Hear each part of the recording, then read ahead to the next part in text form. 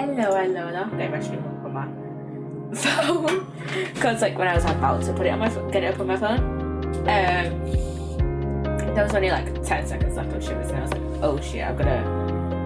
I was like, oh shit, I've gotta switch over to this screen soon. So today we are playing My Great Eastern Tony Chronicles.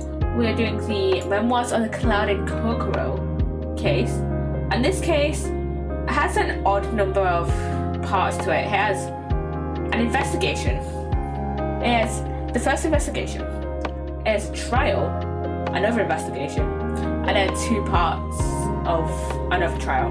So there's 5 parts altogether. So what I might do is either see if I can do 3 parts today or 3 parts Sunday.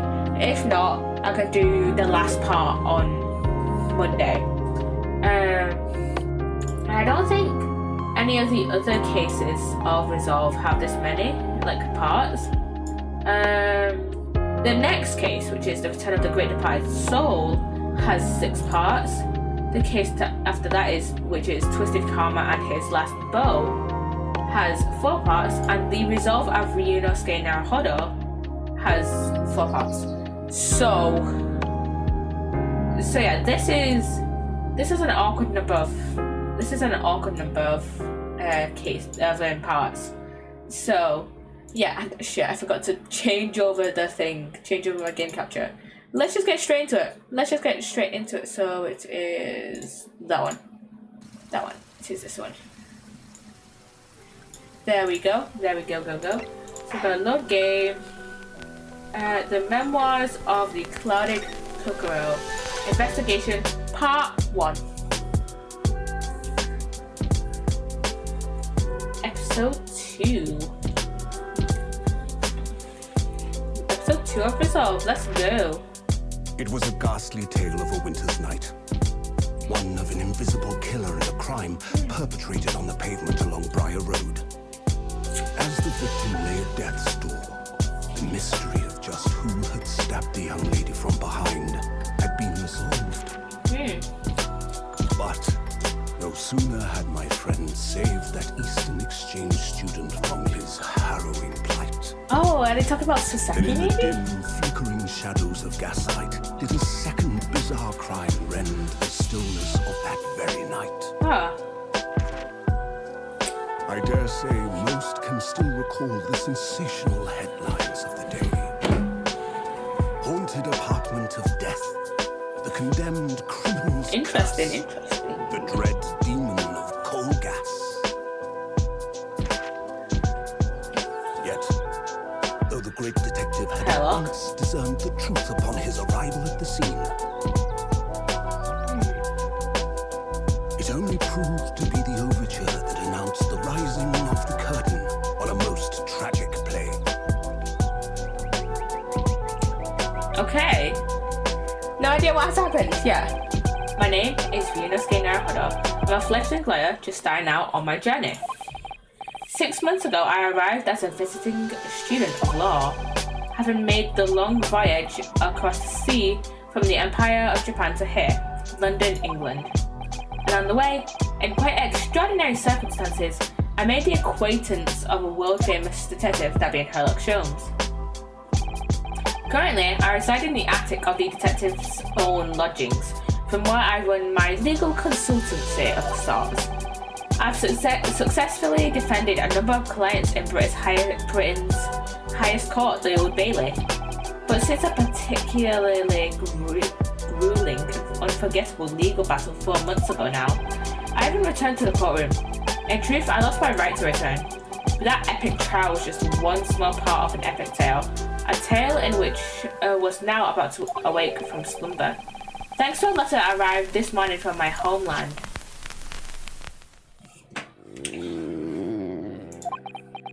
Dude, you good? You hungry? What a delicious smell wafting up the stairs. It must be nearly time for breakfast. I better go down to Mr. Sholmes' suite and say good morning to the great detective and his flatmate. What's the achievement for this case? Other than finishing it. I'm gonna have a look. before completing it. Having examined Miss Green's bottle before it falls on the table. Is that it?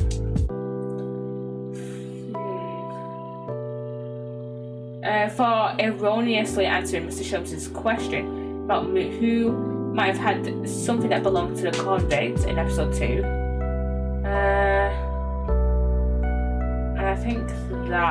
And I think that's it. It is now August in Sholmes' suite. Ah, Bruno, good. I was just about to call up to you. The bacon's ready. Good morning, Iris. It smells delicious as usual. Before we eat, though, I have some news. I had a surprise this morning. I forgot to put the costume. I forgot to switch the costumes. Not another word, Mr. Naruhodo.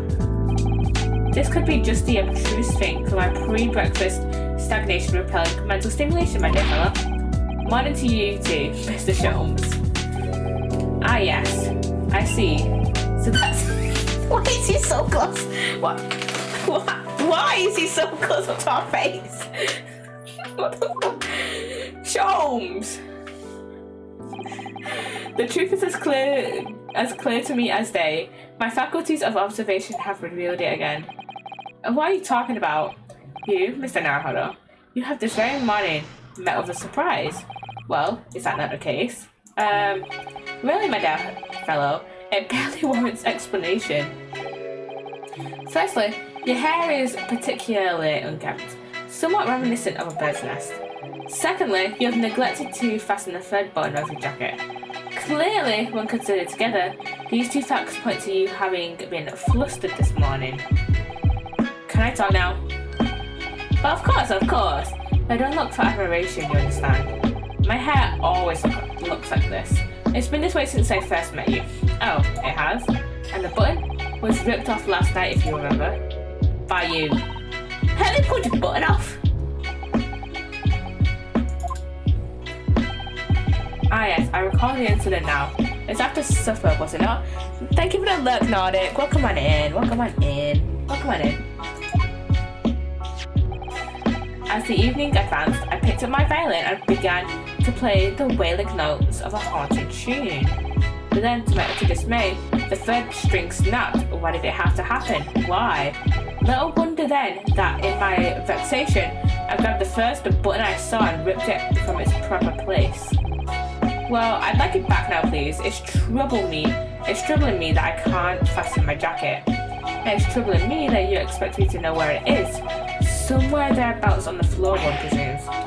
Helpful. Yeah, bloody helpful. What matters at the present time, my dear fellow, is simply whether or not my deduction was unerring. Well, Hurley, Reno said it when he came in, didn't he? I had a surprise this morning. Yeah! Your ass just wasn't listening. But that really is a surprise. Yeah, you just weren't fucking listening, Sholmes. Yes, this man is the pride of the British Empire. The famous consulting detective, Mr. Sherlock Sholmes. There can't be a single person in the world who doesn't know his name.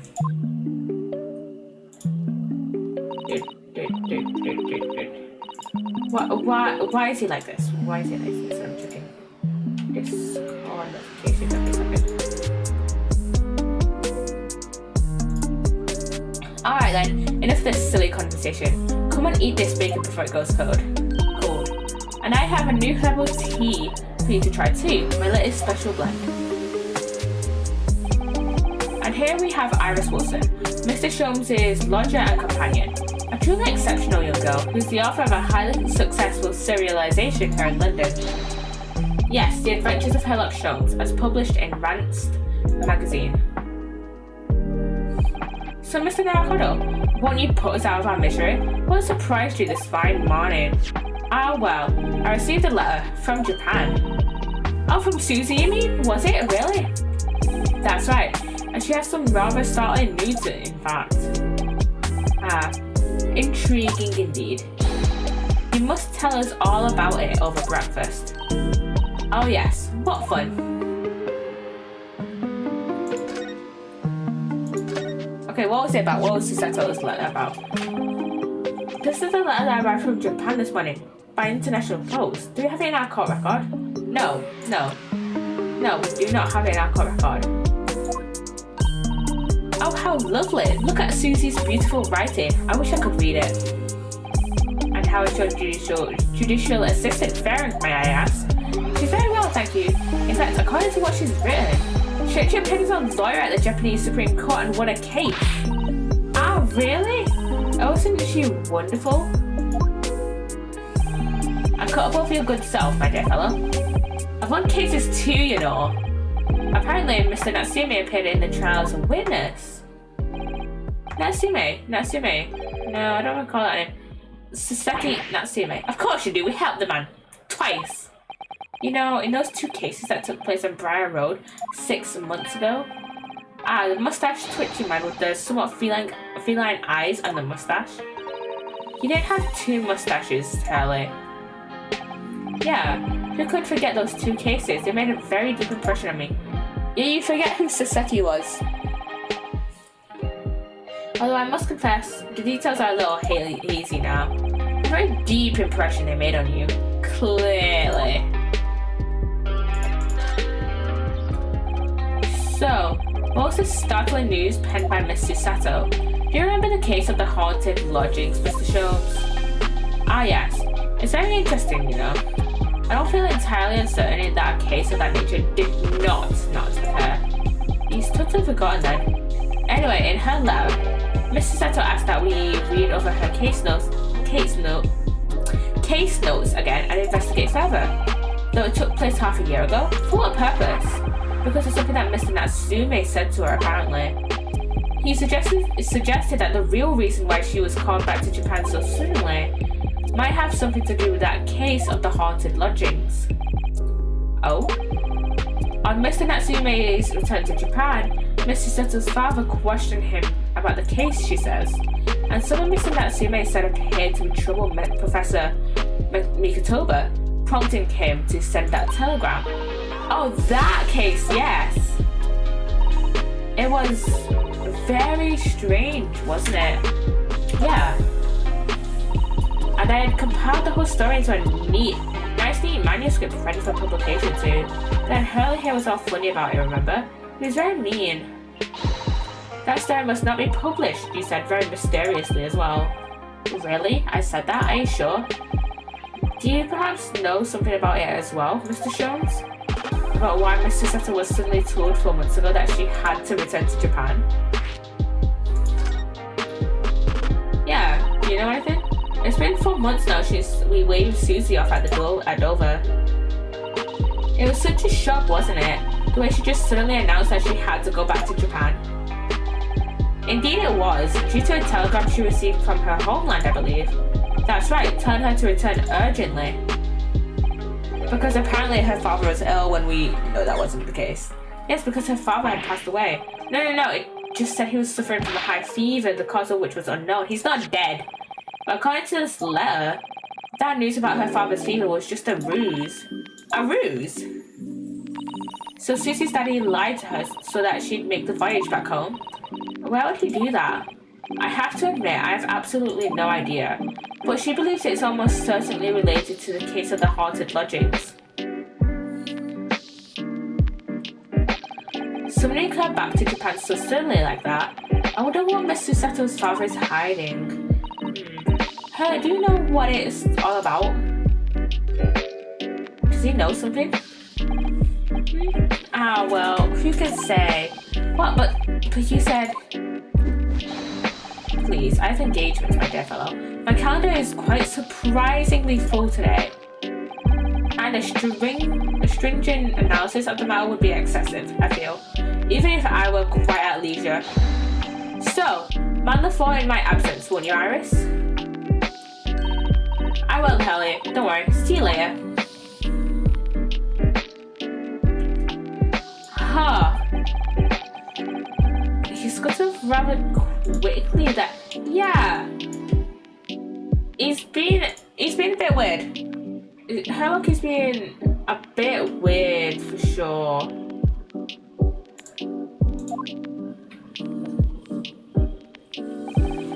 think perhaps Professor Mikotoba isn't the only person hiding some in here. Soseki-san was involved in 2 cases, but only one of them was forbidden from being published. Of all people, Mr. Sholmes. Aha, I found them at last.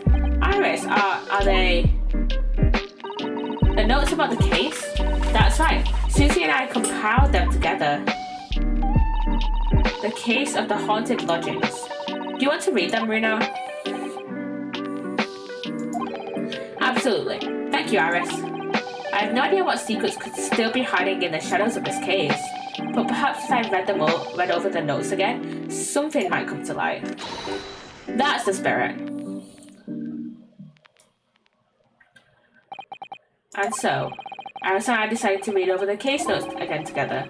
Everything from what happened to our investigation and that first battle in court that followed, reliving every detail. I just need to find the clue, and I have all the time in the world. Because, of course, I'm no longer allowed to practice law in the courts of Great Britain. What? Is he not? That's... Huh. It was 6 months ago, a mysterious incident that unfolded on the wintry streets of London. A young woman was found lying on the snowy pavement of Briar Road with a knife in her back. Fortunately, her life was spared, but she was unconscious for several days following the incident. Yeah, she was, wasn't she? The fog was thick and nobody saw her attacker, but by a cruel twist of fate, a visiting Japanese student was walking behind her at the time and was duly arrested. Soseki. That man was Soseki-san, and the man who effected his arrest was Mr. Sholmes. Believing in our compatriot's innocence, Susato-san and I decided to represent Soseki-san in court. And after a grueling trial of many twists and turns, we finally managed to prove his innocence. Joyful, joyous, jubilant jubilation was the man's reaction after the trial, but his jubilation was short-lived. Yeah, he had to go back to Japan, wasn't he? We received a telegram from Mr. Sholmes the following morning. The victim of the Briar Road stabbing has regained consciousness. Hurry to Bart's at once. Okay, let's go to this Bart's place. So Susato-san and I summoned our hansom and headed immediately to the hospital. I'm guessing that's just horse and carriage.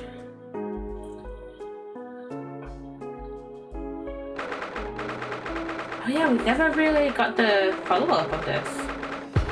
Oh yeah, St. Bartholomew's. The hospital. There you are at last. Good morning, Mr. Sholmes. I think not. Oh! You're late. Why on earth took you so long?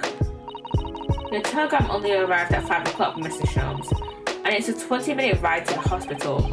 That's right, it's 5:30 now. I think we've made very good time. The time is utterly irrelevant. The fact is, I've been waiting for what has felt like an eternity. Ha! In point of fact, I myself was awoken at 4 this morning by a telegram boy. I'm feeling it was somewhat unjust that I alone had been roused at such an hour. I sent one to you. Well, thanks for that. Anyway, you're here now. So, the victim is over there. She's only just regained consciousness. I've forgotten the victim's name entirely. You should introduce yourselves, and I shall observe from here.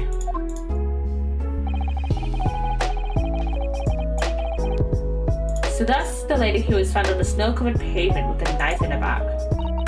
Her name is... Ah yes, here we are. Miss Green. I think do we have to examine this to... No, it would go...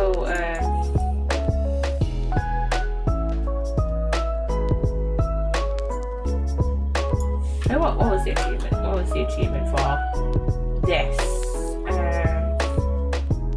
This one. Examine Miss Green's bottle before it falls from the table. Okay. bottles around here.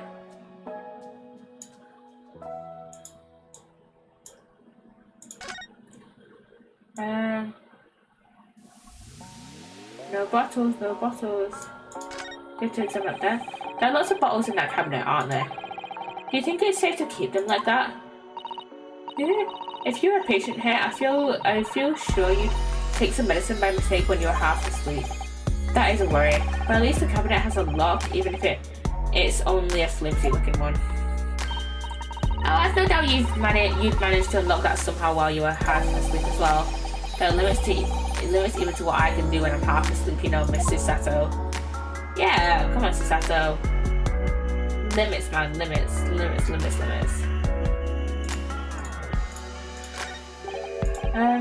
Good morning.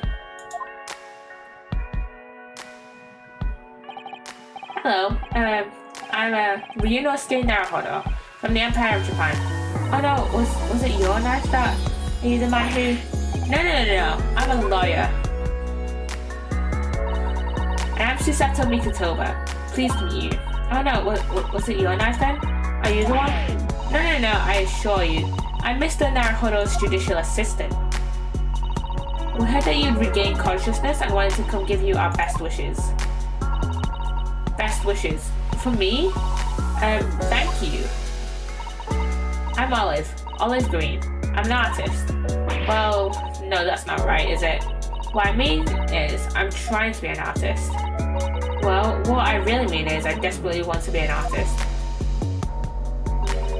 But the truth is, I don't have any talent. I know I don't. It's no wonder I was stabbed in the back. I don't think that's related, actually. Gosh, this young woman seems to bend over backwards to put herself down. Seeing as we're here, we should ask her about what happened from her perspective, I suppose. To suddenly be struck in the back by a blade as you were walking along the pavement? What a terrible experience you had, Miss Green. It was so cold that day, and the fog was so thick, I couldn't see a thing. That was 4 days ago now, I think. Is that right? Yes, that's right. I'm afraid you've been comatose all that time. But the case has been solved, hasn't it? Well, I've been here in the hospital, I mean. Indeed it has, my dear madam. Spectacularly, by none other than I, Sherlock Sholmes. No, Mr. Sholmes. As well as you know, as you well know, it was Mr. Naruhodo's hard work in court that solved the case. Are you yet to hear what happened, Miss Green? Yes, I'm afraid so. A gentleman from the police force is supposed to be coming to fill me in shortly. Oh, I see. Mikuna seems to have made everyone frantically busy. I'm so sorry. I should never have regained consciousness. Really selfish of me. Oh no, we're all so relieved that you're on the mend, Miss Green. Really, we are. With that kind of attitude, maybe her surname should be Blue, not Green. Real. This is so real. I'm checking out Discord notification, cause yeah.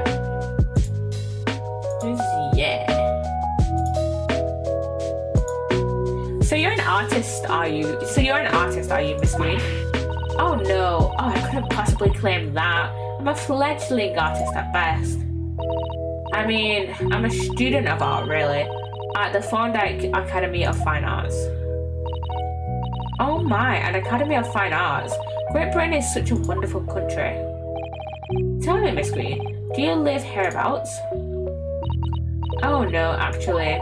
I don't deserve it, but I have a little flat on Brixton Road. I see. Very interesting. Oh no, is it? Brixton is some 10 stops away on the underground from here. And Thorndike Academy is a mere 3-minute walk from Brixton Town Centre. Does that mean Mr. Sholmes? Perhaps not, but Briar Road is a far less salubrious part of town by comparison, dwelt in by those of inferior means, including the maleficent Mr. Mustache. Inferior means? I suppose Seki-san does fit the bill. It struck me as somewhat out of the ordinary for a young fine art student to be walking in such districts. That's all. What's this? She suddenly climbed up. Mr. Sholmes, you should be ashamed of yourself, prying into a young maiden's private affairs. Oh, dear me, do forgive me. If you don't mind, I'm being discharged shortly, so I need to pack up my things. Oh yes, of course, we won't keep you. Thank you so much, Miss Green.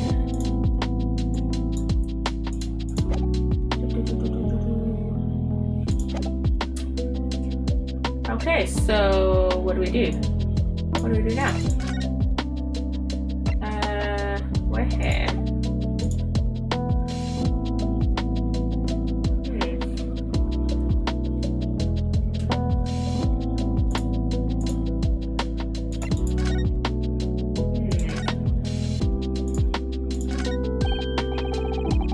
Look, it's a photograph in this frame here. Oh yes, it's a picture of a young gentleman. He looks to be about the same age as Miss Green, I would say. Perhaps the young woman's special someone, do you think? My mind, Mr. Naruhodo. I didn't know you had a sense for the matters of the heart. Not in the least. I sincerely said the first thing I thought of.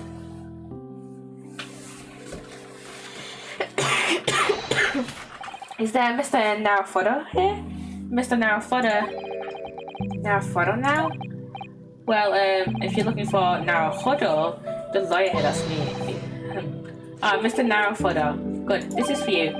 It's a message from Mr. Saucy Nutsman. Mr. Natsume sent a message to me. Why would be a policeman be delivering a message from Mr. Natsume? Exactly. What's going on? What's a Scotland Yard constable doing playing delivery boy at this time in the morning? What are you waiting for? Let me see that. Oh. Well, this is most unexpected. Is something wrong, Mr. Sholmes? Is something wrong, Mr. Sholmes, he says. Have you not seen this now? No. How could I have? He just snatched it out of his hands.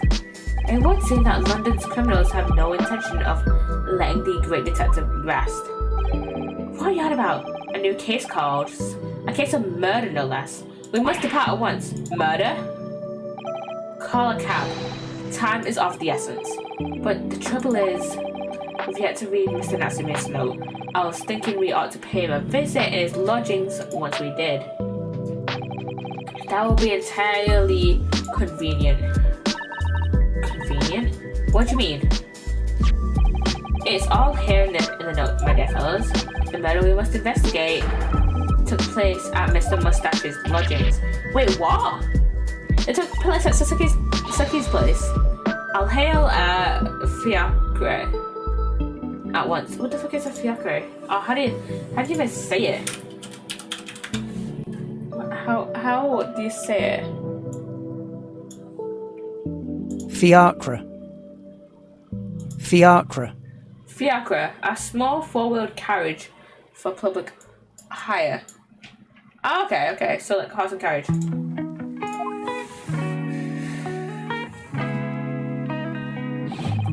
It was only yesterday that Sasaki-san was in court and we were dispelling doubts about his innocence. And now, the very next day, there's a murder at the man's own address? Yeah, what the fuck is going on? He may very well be the unluckiest man alive. Yeah, he is extremely unlucky. So it seemed to us at the time, but we were soon to discover it was worse than we thought.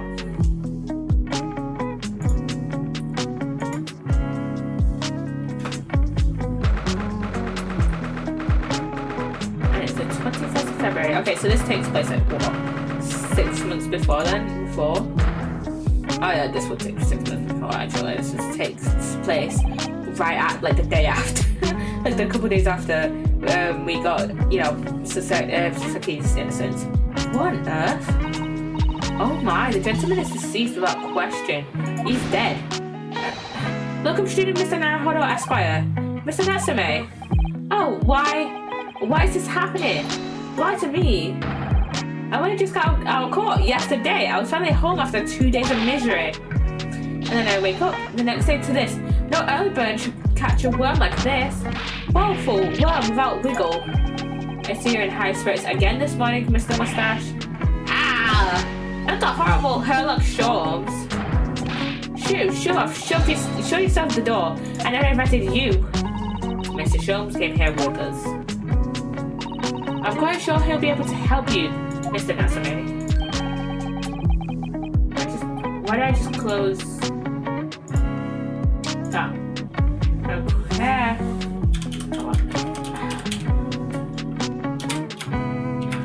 I'm gonna switch it again. My words are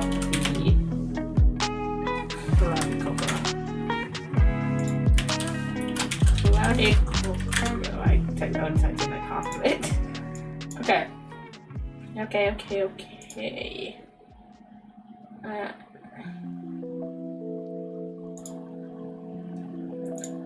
I'm entirely at your disposal, Mr. Mustache. What can I do for you? Suseki does not like Herlock at all. There they are. Already. The busybodies.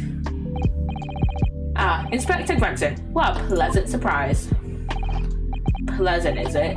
Gives me heartburn every time I see your face at a crime scene, Sharms. Ha! I deduce, Inspector, that your heartburn is a result of your excessive consumption of fried food. Yeah, he's obsessed with fish and chips. Good morning, Inspector. This is a crime scene. Don't you go touching anything. Oh, good morning to you too, sunshine. Yeah. Okay, we can either talk to Suseki first, or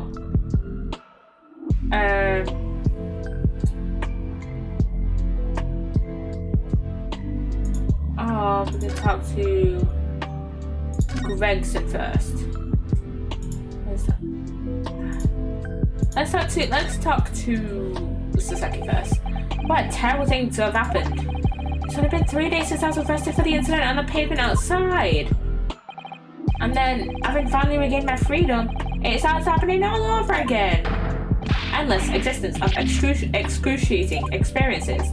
So the victim lived here on the ground floor, and your room is just one story up, isn't it? Yes, that's right. In a way, we were neighbours, I suppose. So did you know the victim? Were you friends? Suseki? What's up, Suseki? What's the matter with Suseki-san now? It was an innocent enough question, wasn't it? What does he seem so shaken by it? Well, I suppose he wasn't a complete stranger.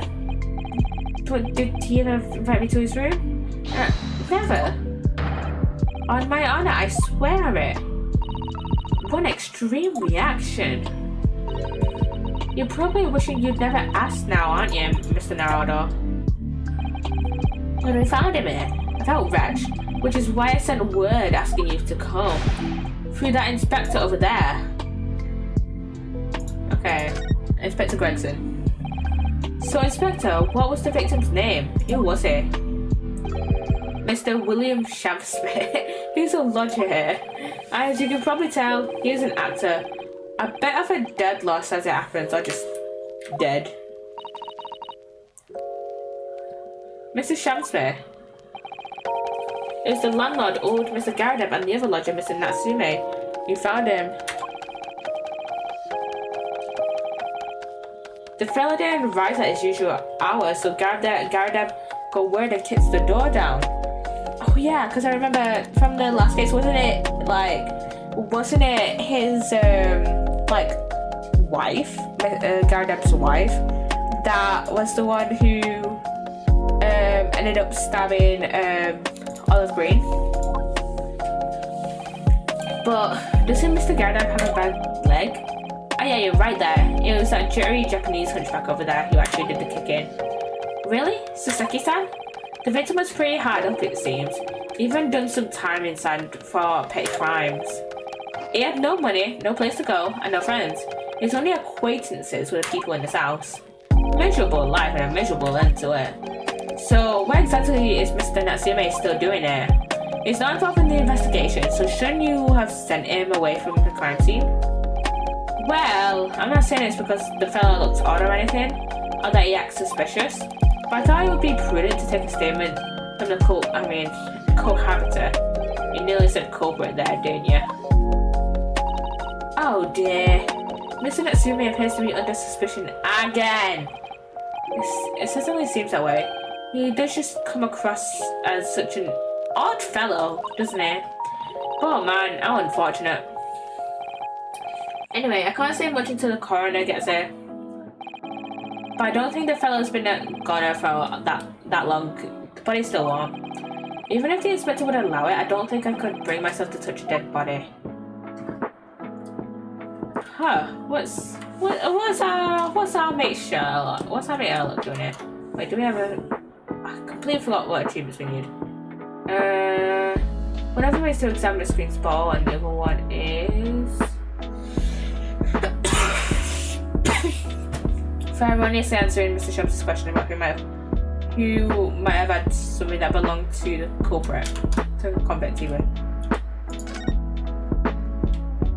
He always poses in the weirdest ways, and we love him for it. We love him for it, and he's just headphones do it. Annoying me. Mr. Sholmes, what you doing? You need only observe it to know it, my dear fellow. Investigating naturally. There's nothing natural about that pose. Mr. Sholmes, have you made some miraculous discovery? Patience, my dear madam. Patience. We've not been in this room 5 minutes. So far, all I've managed to deduce is what actually happened. Go on then. Thank goodness. But isn't that everything we need to know, Mr. Sholmes? How you propose the idea? I believe one could indeed see it that way. At the present time, I have managed to draw two incontrovertible conclusions. The first, that there was a physical struggle here last night in which the victim fought for his life.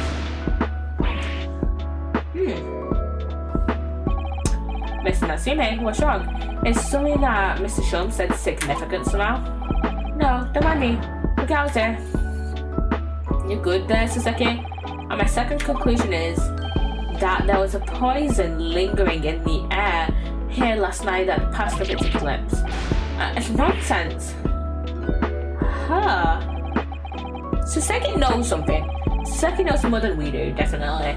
Alright, Mr. Natsume, why are you reacting so extremely to Mr. Sholmes' deductions? No, please. Pretend I'm not here. Invisible, ineffable, inscrutable, insignificant, impossible to ignore. You must tell us everything, Mr. Sholmes. Spare no detail. Yeah, he's somehow gonna be wrong somehow. But of course, let the theatrical tragedy before us be unravelled by my great deductions presented for your pleasure in 2 acts. We've had some truly astonishing great deductions from Mr. Sholmes in the past. No doubt this one will be no exception. What miracles will unfold before our eyes this time? So, my dear fellows, for your delight and wonder, let the curtain rise. For Sherlock Sholmes' logic and reasoning spectacular. Act 1. The great deduction. The game is afoot. Cause of death.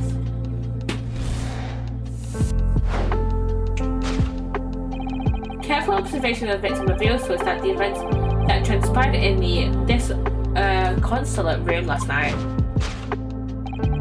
from the mouth of the deceased clearly indicates the use of poison. Next to the victim we notice a large dining plate which contains, you'll observe, 1/2 of a sizable bar of soap, meaningful, indubitably. Why is this soap set so purposely upon the dish? Like the victim's last supper, in fact, yes. Could it be that the man was about to eat it? Of course, the fork reveals the answer. Oh, you know, the bite mark in the bite mark in the soap. The marks in the soap that shows that it was like eaten. It appears that the young man's appetite was his undoing. Or the stains that are on the table here.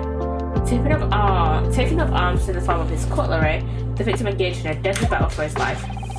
Yet the struggle against his hunger was in vain, for in the end he couldn't resist devouring the slippery feast. but London's foul soap is besmirched by foul poison. Yes, the victim's life was claimed by poison that tainted the contents of the plate. The soap and the lather about the young man's mouth are too perfectly matched to ignore. What if the poison was in the cup instead? The cause of death was clearly intoxication due to excessive ingestion of foul soap. That doesn't look like excessive ingestion. Maybe a little ingestion, but not excessive. Though personally, I have a greater interest in the taste of foul candle wax, of course. Poisoning from soap ingestion. Okay. What's your next conclusion? Suicide or murder. Okay.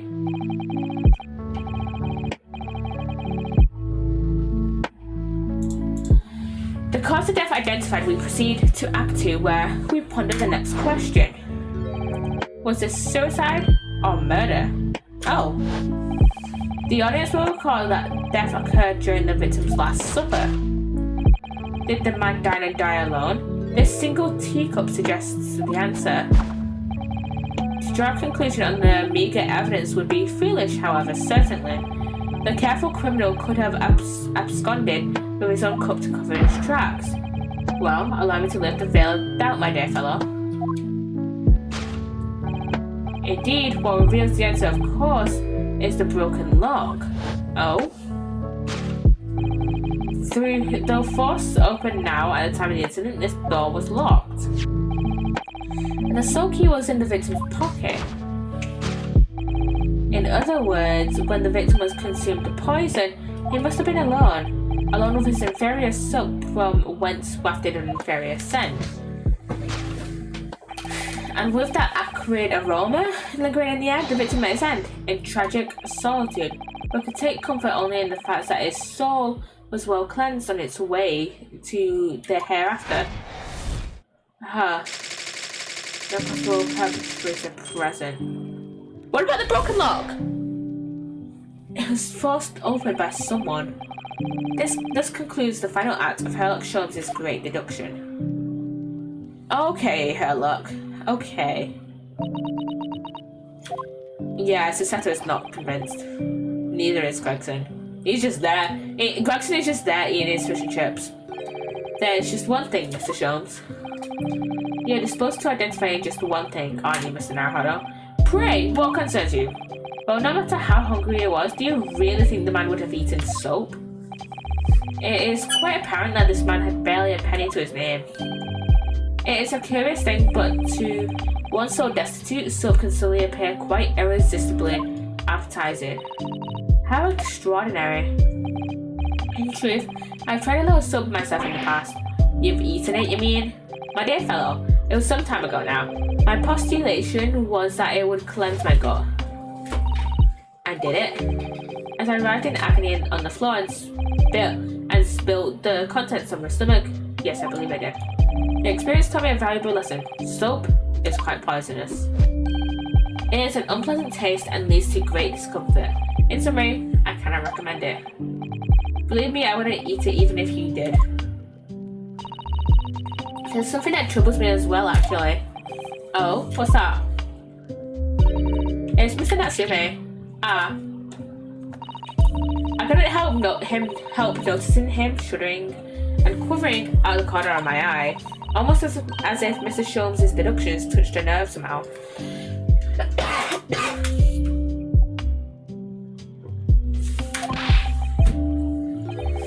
Nonsense. Well, that clenched teeth episode didn't last.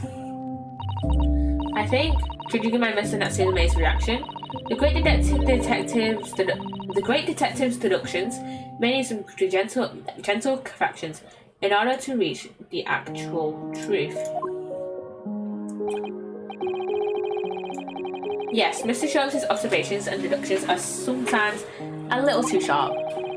He has a tendency to hit the nail on the side of the head and drive it in at an obtuse angle. When he does that, it falls to us to straighten things out. Alright then, let's see what we can do. Yes, we must pick out the keywords in Mr. Sholmes' quite brilliant deductions and discreetly exchange them for something that makes a little more sense. If we can do that, I'm sure we'll arrive at what Mr. Sholmes meant to say in the first place. In that case, are you ready for the second performance of the day? Once again, my dear fellows, for your continued delight and wonder, let the curtains rise. Sherlock Sholmes' Logic and Reasoning Spectacular, Act 1. Course correction! On it, Mr. Sholmes. Whoa, whoa, whoa! Wow, wow, wow!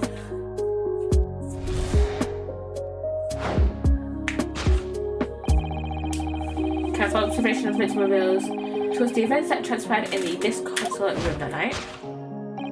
From the mouth of the deceased clearly indicates the use of poison.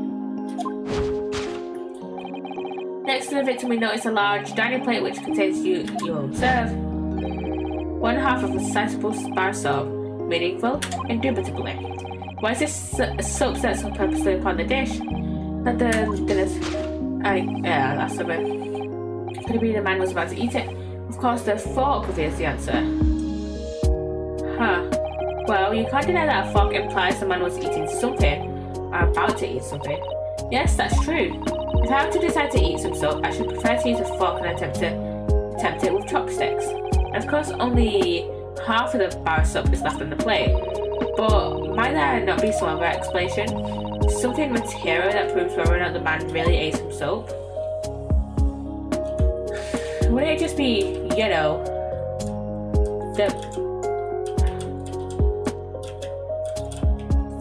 can't see the thing. Okay. Do you think he was drinking tea with his soap? The cup's empty, so there's no way of knowing. Ah, how about this for an idea? Perhaps the cup was full of water, and he was dissolving soap in it so that he could gulp it as much as possible? Please remember that he may not actually have been the soap lover that he's been made out to be. Yeah, he might not actually be a soap lover. Oh! There's the heart. There's the other piece of soap. Look, there's more soap on the floor here. Mr. SHAMspeare must have really loved the soap. Let's not jump to conclusions, Mr. Naruto. Look closely at the soap. Do you see that it would fit together perfectly with the half bar on the table? What the hell can that be? I think that there are two halves of the same bar that broke apart. Aha! So, what's that?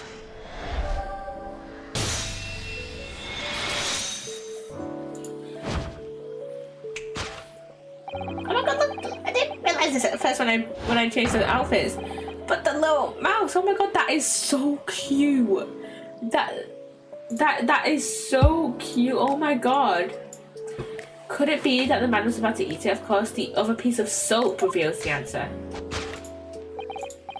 It being the other half of the soap on the table, in short, the victim was not eating soap at all. But it's obvious, really. For no depths of hunger could drive any man to attempt to eat soap. Even I, with my unquenchable thirst for practical knowledge, took only a single bite. But that begs the question of how the man was poisoned, being there's no sign of any food on the table. Again, the teacup.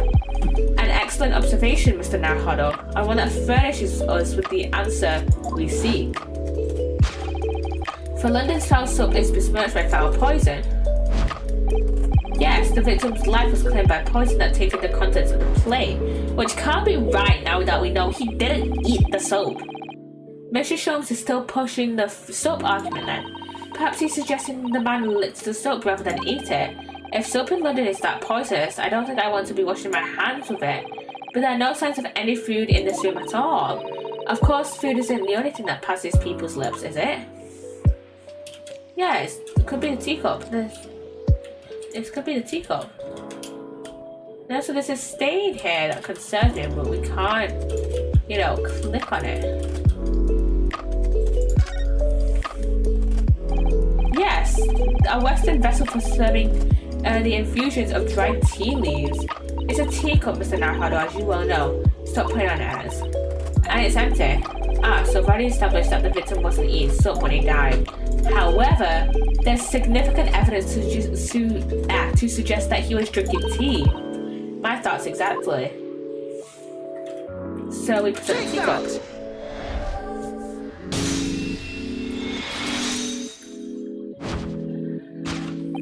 Yes, the victim's life was claimed by poison that tainted the teacup. Indeed, cups have been the vessel of choice for practicing poisoners over the centuries, and it would appear that this victim drank every last drop.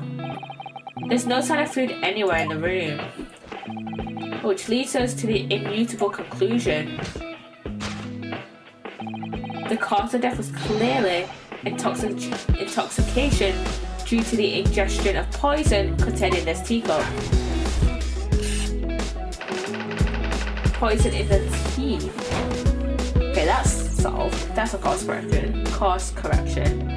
But now we've got to course correct suicide and murder, which it was most likely not suicide. It was probably some form of murder. Let's be honest. This is Ace Attorney. All we deal in is murder cases. So, you know. The cause of death identified, we proceed to Act 2, where we ponder the next question. Was this suicide or murder? The audience will recall that death occurred during the victim's last supper. Did the man dine and die alone? This single teacup suggests the answer. It really doesn't. Are the Western vessel for infused hot drinks again? It's already featured heavily in our deductions so far. Yes, we can imagine that shortly before his death, Mr. SHAMspeare was having a drink of tea. There'd be nothing remarkable about that, but what troubles me is Miss Natsuma's reaction when we heard Mr. Shams suggest it. There's more to this deduction than it seems. We must closely examine the scene of the crime again for some more clues. There's another teacup in his hand here. I literally saw this in his hand. But I was like, what is that? What is in his hand? But it's a teacup. It's a teacup. And it too is empty. Given that he's actually holding this one in his hand, we can assume that this is the cup from which Mr. SHAMspeare was actually drinking. But if that's the case, this changes everything. Everything we've deduced up to now is turned on its head. I have a bad feeling about this. And once the words say it, yes, I know exactly how you feel. Let's defend it.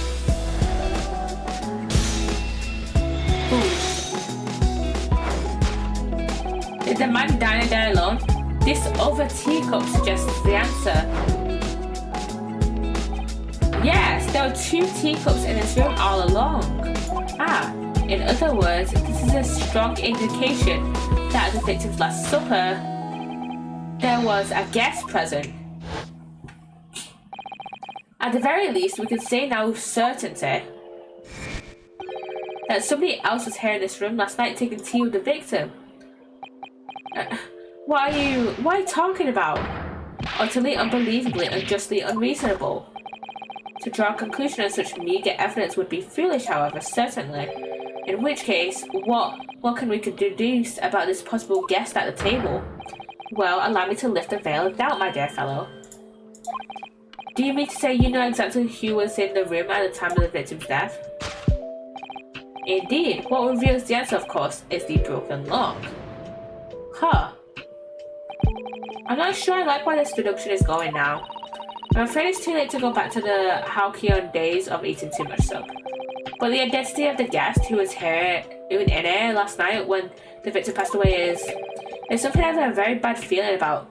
Add in 5 minutes, guys. Add in 5 minutes. Well, you can try to ignore your feelings, but we cannot ignore the truth, Mr. Nahayo. No, I suppose not. Time to look around again. I have this empty bottle here.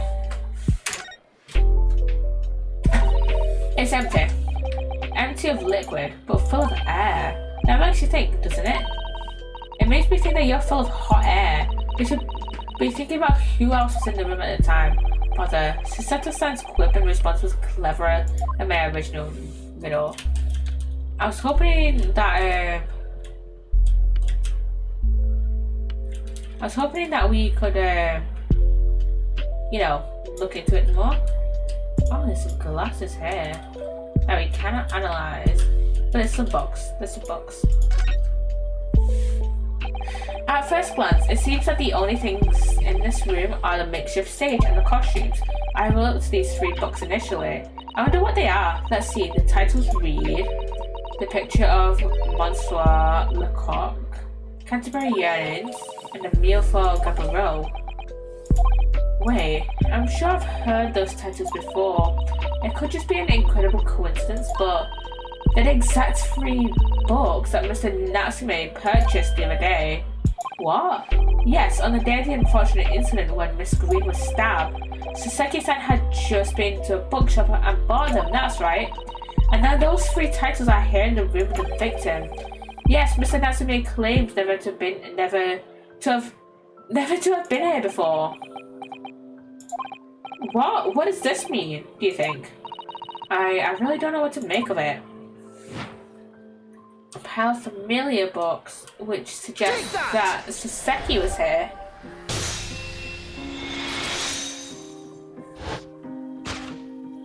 Indeed. What reveals the answer, of course, is this pile of familiar books. Quite so, it's no mere coincidence that these 3 titles are here in this room. It's the link to the truth. Ah! Mr. Natsume, you purchased these books 4 days ago at a second-hand bookshop. That's just a coincidence.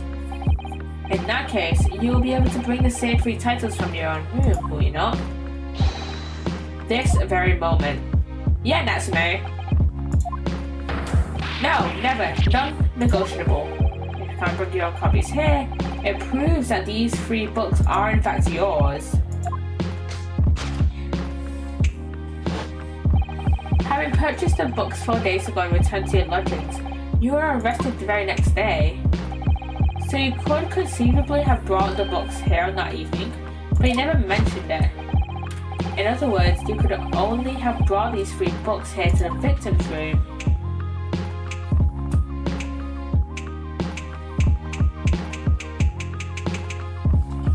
Before, being arrested. Last night, having returned to your lodgings after the trial concluded at the Old Bailey.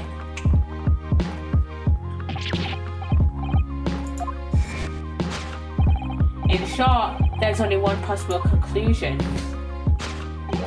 The victim died here in his room last night as a result of the poisoning. And that same night, the victim had a visitor.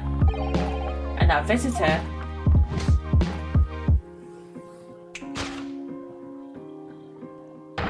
was you, Mr. Saseki Natsume. This concludes the final act of Sherlock Sholmes' Great Deduction. Saseki Natsume at the scene.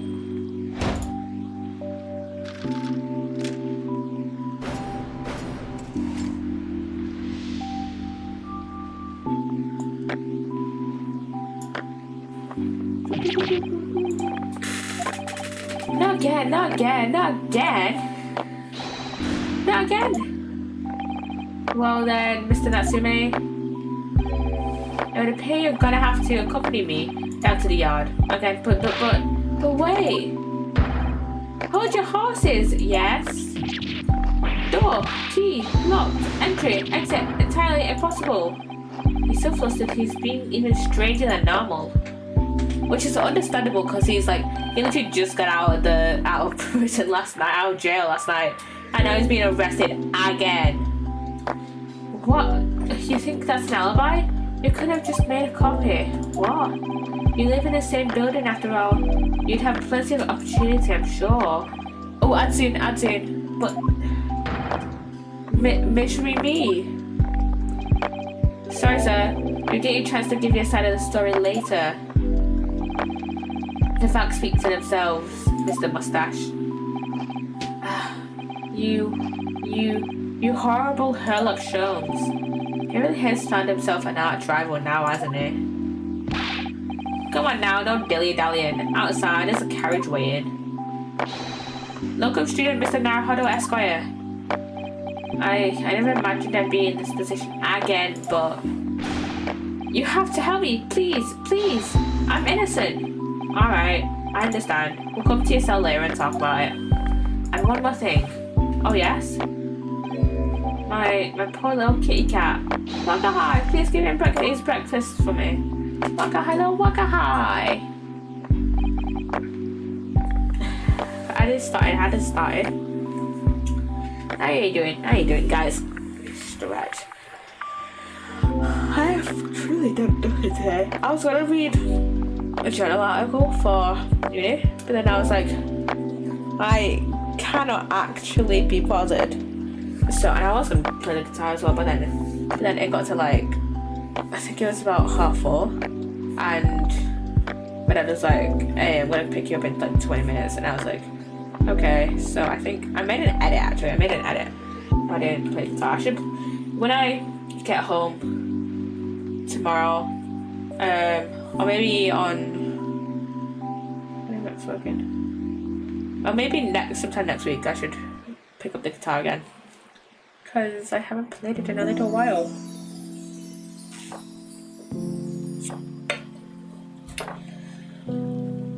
Hello everyone, welcome back. And so, is evil curse still apparently unbroken? So Seki-san found himself once again as the prime suspect in the case of murder.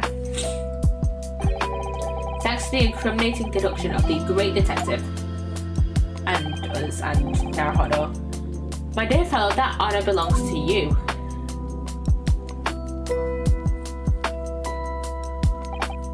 Well, at least that means Inspector Gregson is no longer here. We can examine the crime scene in more detail now. Yes, that's right. And of course, what? Have you forgotten what the inspector mentioned before? It was the landlord, Mr. Gardab, who discovered Mr. SHAMspeare. Mr. John Gardab, yes. I expect we could find him in his sitting room on the top floor as usual. Right, we must remember to go and talk to him later then. Yeah, we've got to talk to him. We've got to talk to him. Okay, examination time. Okay, we noticed this before, and I have no idea what it is. What's this? It looks like part of an envelope, I think. Oh yeah, it does actually. Yeah, I think you might be right. Perhaps it was torn off when the letter was opened. Is that significant? A weird way to open a letter though. Well, it's a letter out of place perhaps. When you look around the room, there's no sign of a letter or the rest of the envelope in fact, is there? That's right. And yet here we have the torn off end of an envelope. Yeah, but it's also a weird way to open an envelope, because usually you would open this part of it, but not tear it off like this. Weird. It just strikes me as unusual. I agree, we'd better take this just in case. And that's got added to our court record.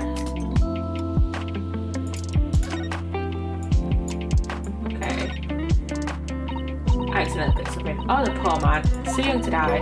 Do you suppose it was a very painful death, being poisoned as he was? I don't know, all we can do now is hope that he'll be reborn to a better life. Yes, I suppose you're right. I wonder, do you think that putting our hands together in a Japanese prayer will help a British soul? Sorry? I made sure I had a reference at the ready for just such an occasion as this actually. This book is entitled The Beginner's Guide to Praying for the Departed, the British Way. I'll just reread it now. One moment. There's quite a spine on that book, isn't there? Okay. One of the teacups that Mr. SHAMspeare and his guests drank from last night. But don't go drinking from them, Mr. Naruhodo. There's a bit of poison inside. I'm not planning on drinking any, don't worry. Anyway, the cups are both empty. That's true. So, one was Mr. SHAMspeare's, and the other must be the cup that Mr. Natsume was drinking from. Oh, so Seki-san was poisoned, of course. Perhaps we should take these so we can examine them in more detail later. Yeah, maybe. The pair of tickets have been entered into the court record.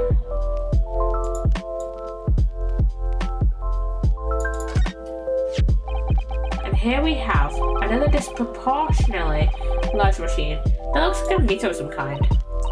This is a gas meter, I think. It seems that in this district, residents pay for gas as they use it with coins. I see.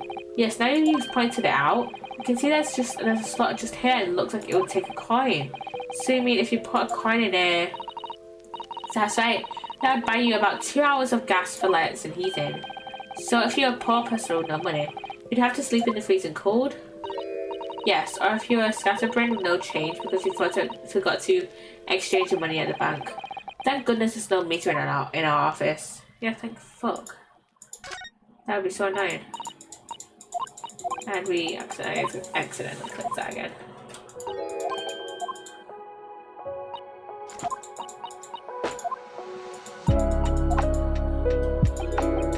Blah, blah, blah, blah, blah.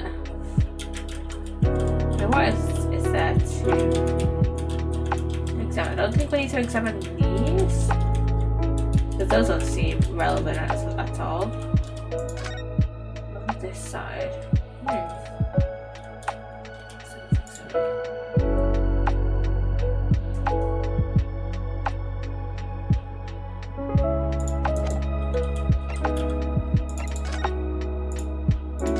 Examine this. As you've seen from the outside, the window is completely bricked up. A vestige of the former window tax that Britons had to pay. What a strange thing they used to tax in Great Britain. I mean, making people pay for the number of windows they had in a property. It's extraordinary. It's heartbreaking to think of the poor having to block up their windows just to avoid an unaffordable tax. Oh, what is it, Mrs. Sato? If you look closely, a number of the bricks are loose. Oh, yes, it looks like as though an amateur has broken out of a few of them just here. Was it Mr. SHAMspeare who did it? I wonder being the lodger rented this room. Oh, look at this, Mr. Naruto. On the outside is a little ledge. And there's something on it. What, outside? Weird.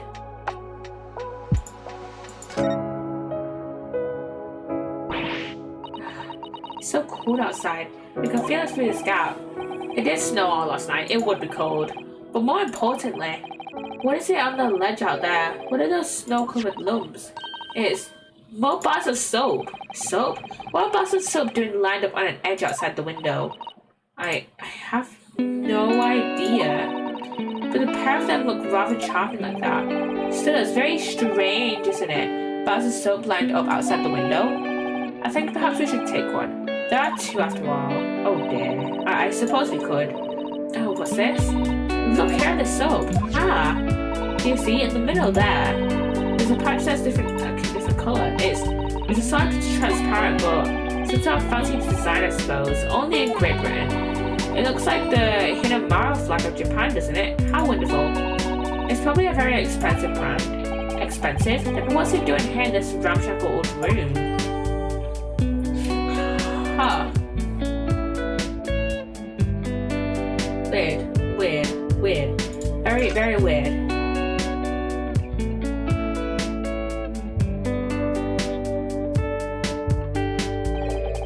Looks like you're having a good sneak around here.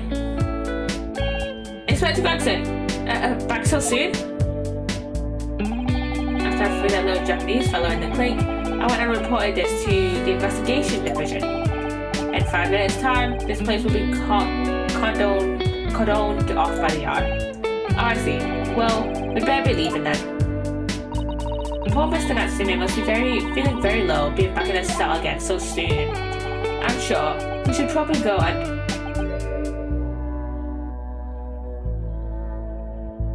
What? What the fuck? What's wrong, Mr. Naruhodo?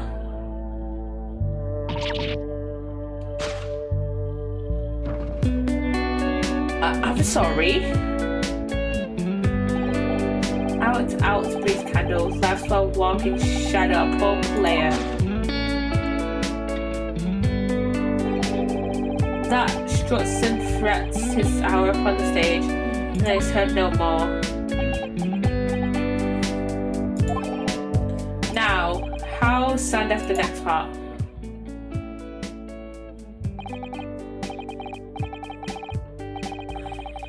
It is a tale told by an idiot full of sound and fury, signifying nothing. Indeed, oh happy day. Excuse me? Walking Dead?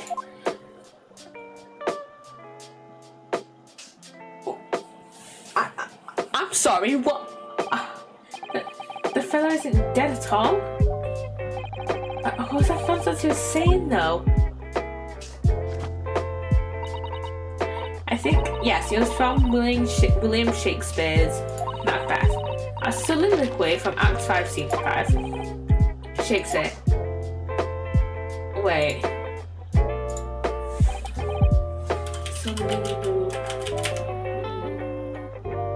Macbeth.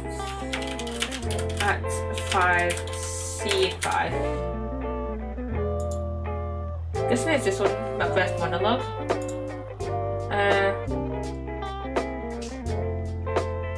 I've almost forgot the taste of fear. The time has been, my senses would have called to hear a night shriek, and my fellow of hell would a dismal treatise rouse and stir. As will life word, I have supposed the full of horrors, direst and familiar, but to my slaughterous thoughts cannot once start me.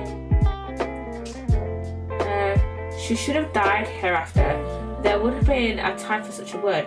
Tomorrow creeps in this petty pace from day to day to the last syllable of recorded time, and all our yesterdays have lighted fools the way to a dusty death.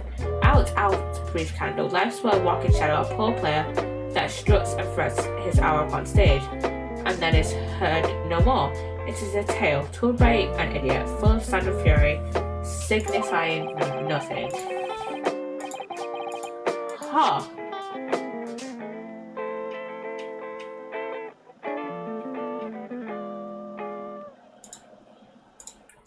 Okay. Shakespeare. So it was.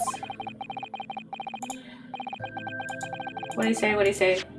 And then the victim, Mr. William SHAMspeare, came back to life. If the man had indeed been poisoned, it transpired that it hadn't killed him. He was taken by emergency carriage to a nearby hospital for treatment, and Inspector Gregson infected us from the scene of the crime. Whoever that now was. I am so confused. Whatever do you think will happen now? Good question. What a strange situation for Mr. Natsume.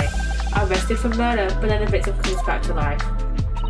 I think perhaps the victim was never dead in the first place. Neither do I. I'm gonna be so fucking honest. It seems very likely that Mr. SHAMspeare did consume poison as we deduced, but was it an accident, attempted suicide, or attempted murder?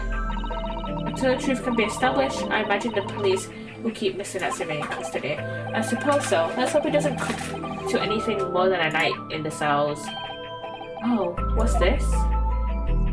Yeah, who's this guy? What's that man doing over there? Who's this geezer? It looks like he's trying to see into Sasaki-san's lodgings. Is something wrong, Mr. Naruhodo? Excuse me, could we have a word? Ah.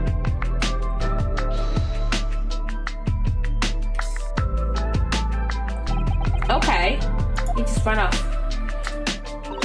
I feel sure that I've seen that man somewhere before. Where was it? I do too, but I don't remember. Wasn't he a witness? Was he a witness on some case? I don't remember. Okay. We still need to talk to Mr. Garadeb, actually.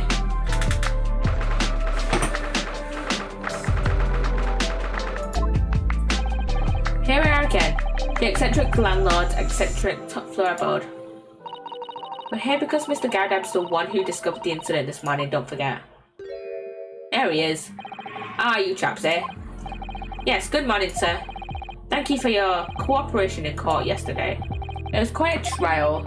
As much for Mr. Garadeb as anyone, really. Came straight back here after all that business out of the Bailey yesterday. Didn't expect to wake up to more bally nonsense this morning. I wonder if you wouldn't mind telling us exactly what happened, Mr. Garadeb? Yes, I suppose you'd like to know all about that dead loss of an actor chap in the ground floor room. Those were exactly Inspector Gregson's words, weren't they?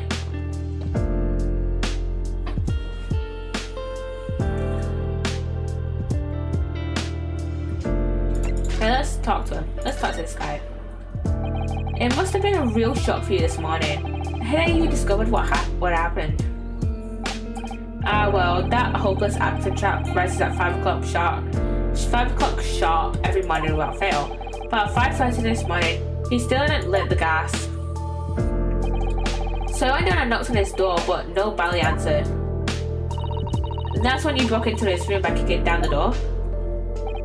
Well, I called on that rum-looking Japanese chap to do the grunt work, of course. Wasn't it a little premature to kick the door down? The man could have just overslept by half an hour. That's very true, Mr. Naruhodo. If 30 minutes oversleeping warranted such behaviour, I'd have to kick your door down every morning. Well, you know, better to be safe than sorry and all that. Is it just me, or is he avoiding our gaze now all of a sudden? Did Mr. Garrett kill the actor guy? Oh yeah, I forgot. Video essay of the week. The Mothers of Horror by Conor McGrath. That is such a great essay. Yeah, that's the video essay of the week. You can get the link from the it should be in the command ! Essay of the week, I think it is. The command is in the commands panel. Except that it was a sorry situation indeed they found on the far side of the door.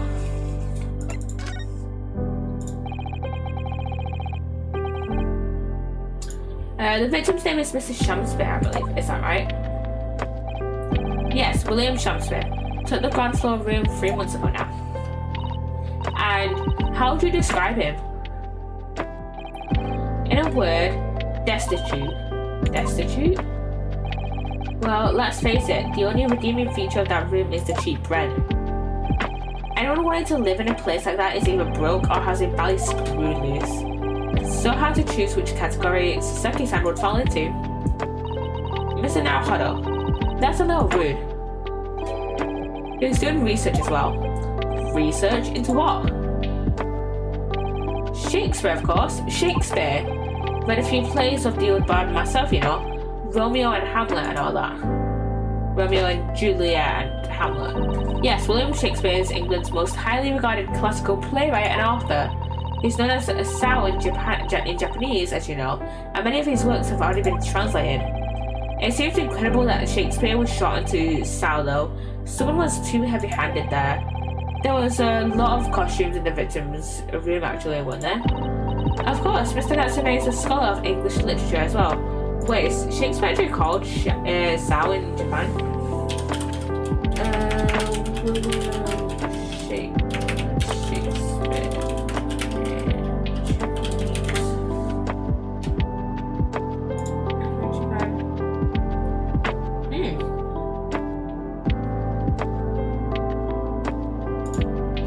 This is from Uni of Birmingham. Shakespeare's been naturalized with translations into modern Japanese and further disseminated through stage productions. As a result of this popularization, Shakespeare's stories and characters have been very appealing to Japanese people. Wait, I'm gonna look up. What is Shakespeare?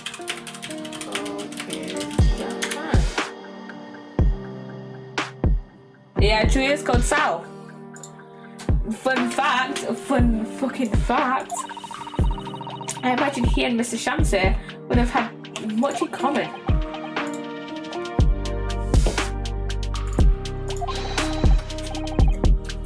Shakespeare interpretation disagreement leads to shocking murder. Let's hope it's not that. Mr. Naruhodo, really? How rude.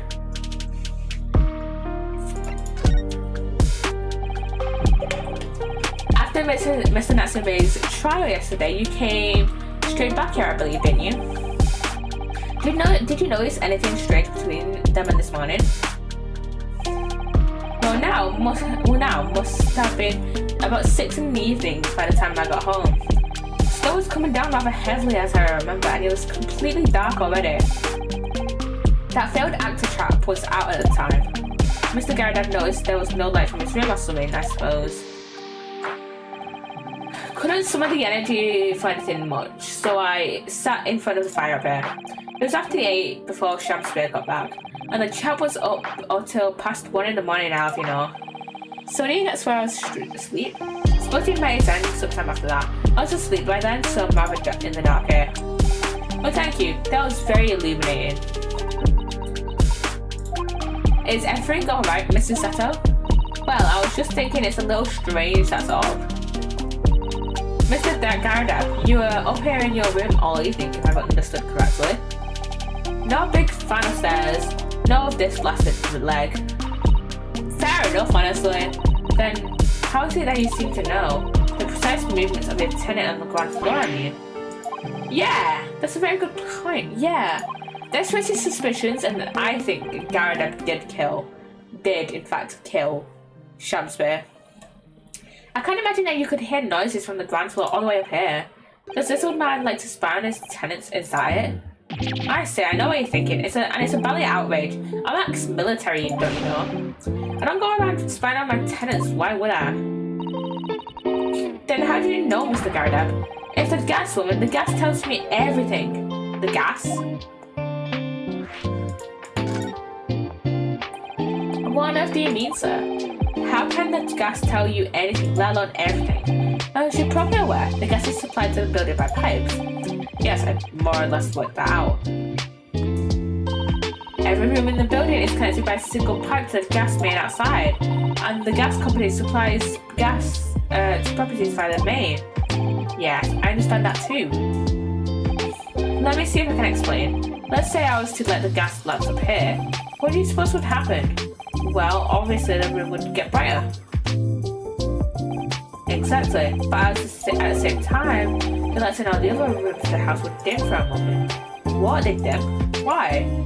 Because using more gas in this room. Perhaps it's because when you light a gas lamp, it briefly uses more gas than usual, and that reduces the amount of gas in the pipe for the other lamps that are connected to it. That might explain why the other lamps dim momentarily, mightn't it? Yes, of course, because everything's connected to a single supply pipe. Is that supposed to happen though? It sounds rather undesirable, yeah. Jolly good point. Fact is, the gas company's pipes in these parts are pretty hopeless. Long worn out. I've barely got any gas in them to start with. Opposite's true of course, also true of course. Extinguish the lamps up here and they glow brighter in the rest of the house. Ah, right, I see. So by watching the flickering of the lamps in one room, you can determine what's happening elsewhere. You've got it. Oh, of course, because when people come back home in the evening and before they go to sleep at night, what they're guaranteed to do is either light or put out their lamps and fires. Clever.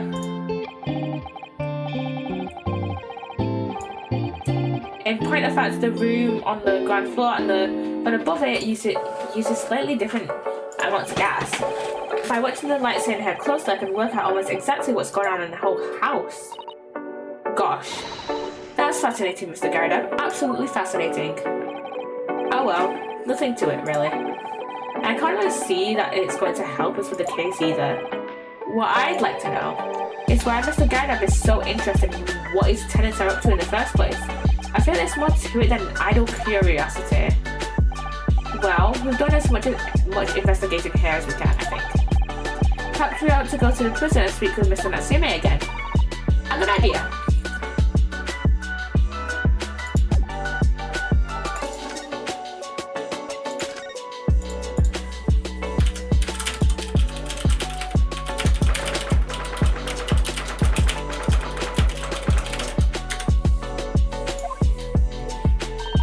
Look, Mr. Naha, Sasaki, what's going on? Sasaki!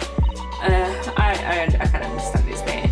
This is like, what? This is the second time he's been arrested in 4 days. Like, come on, dude. Mr. Natsume, have the police finished questioning you right now?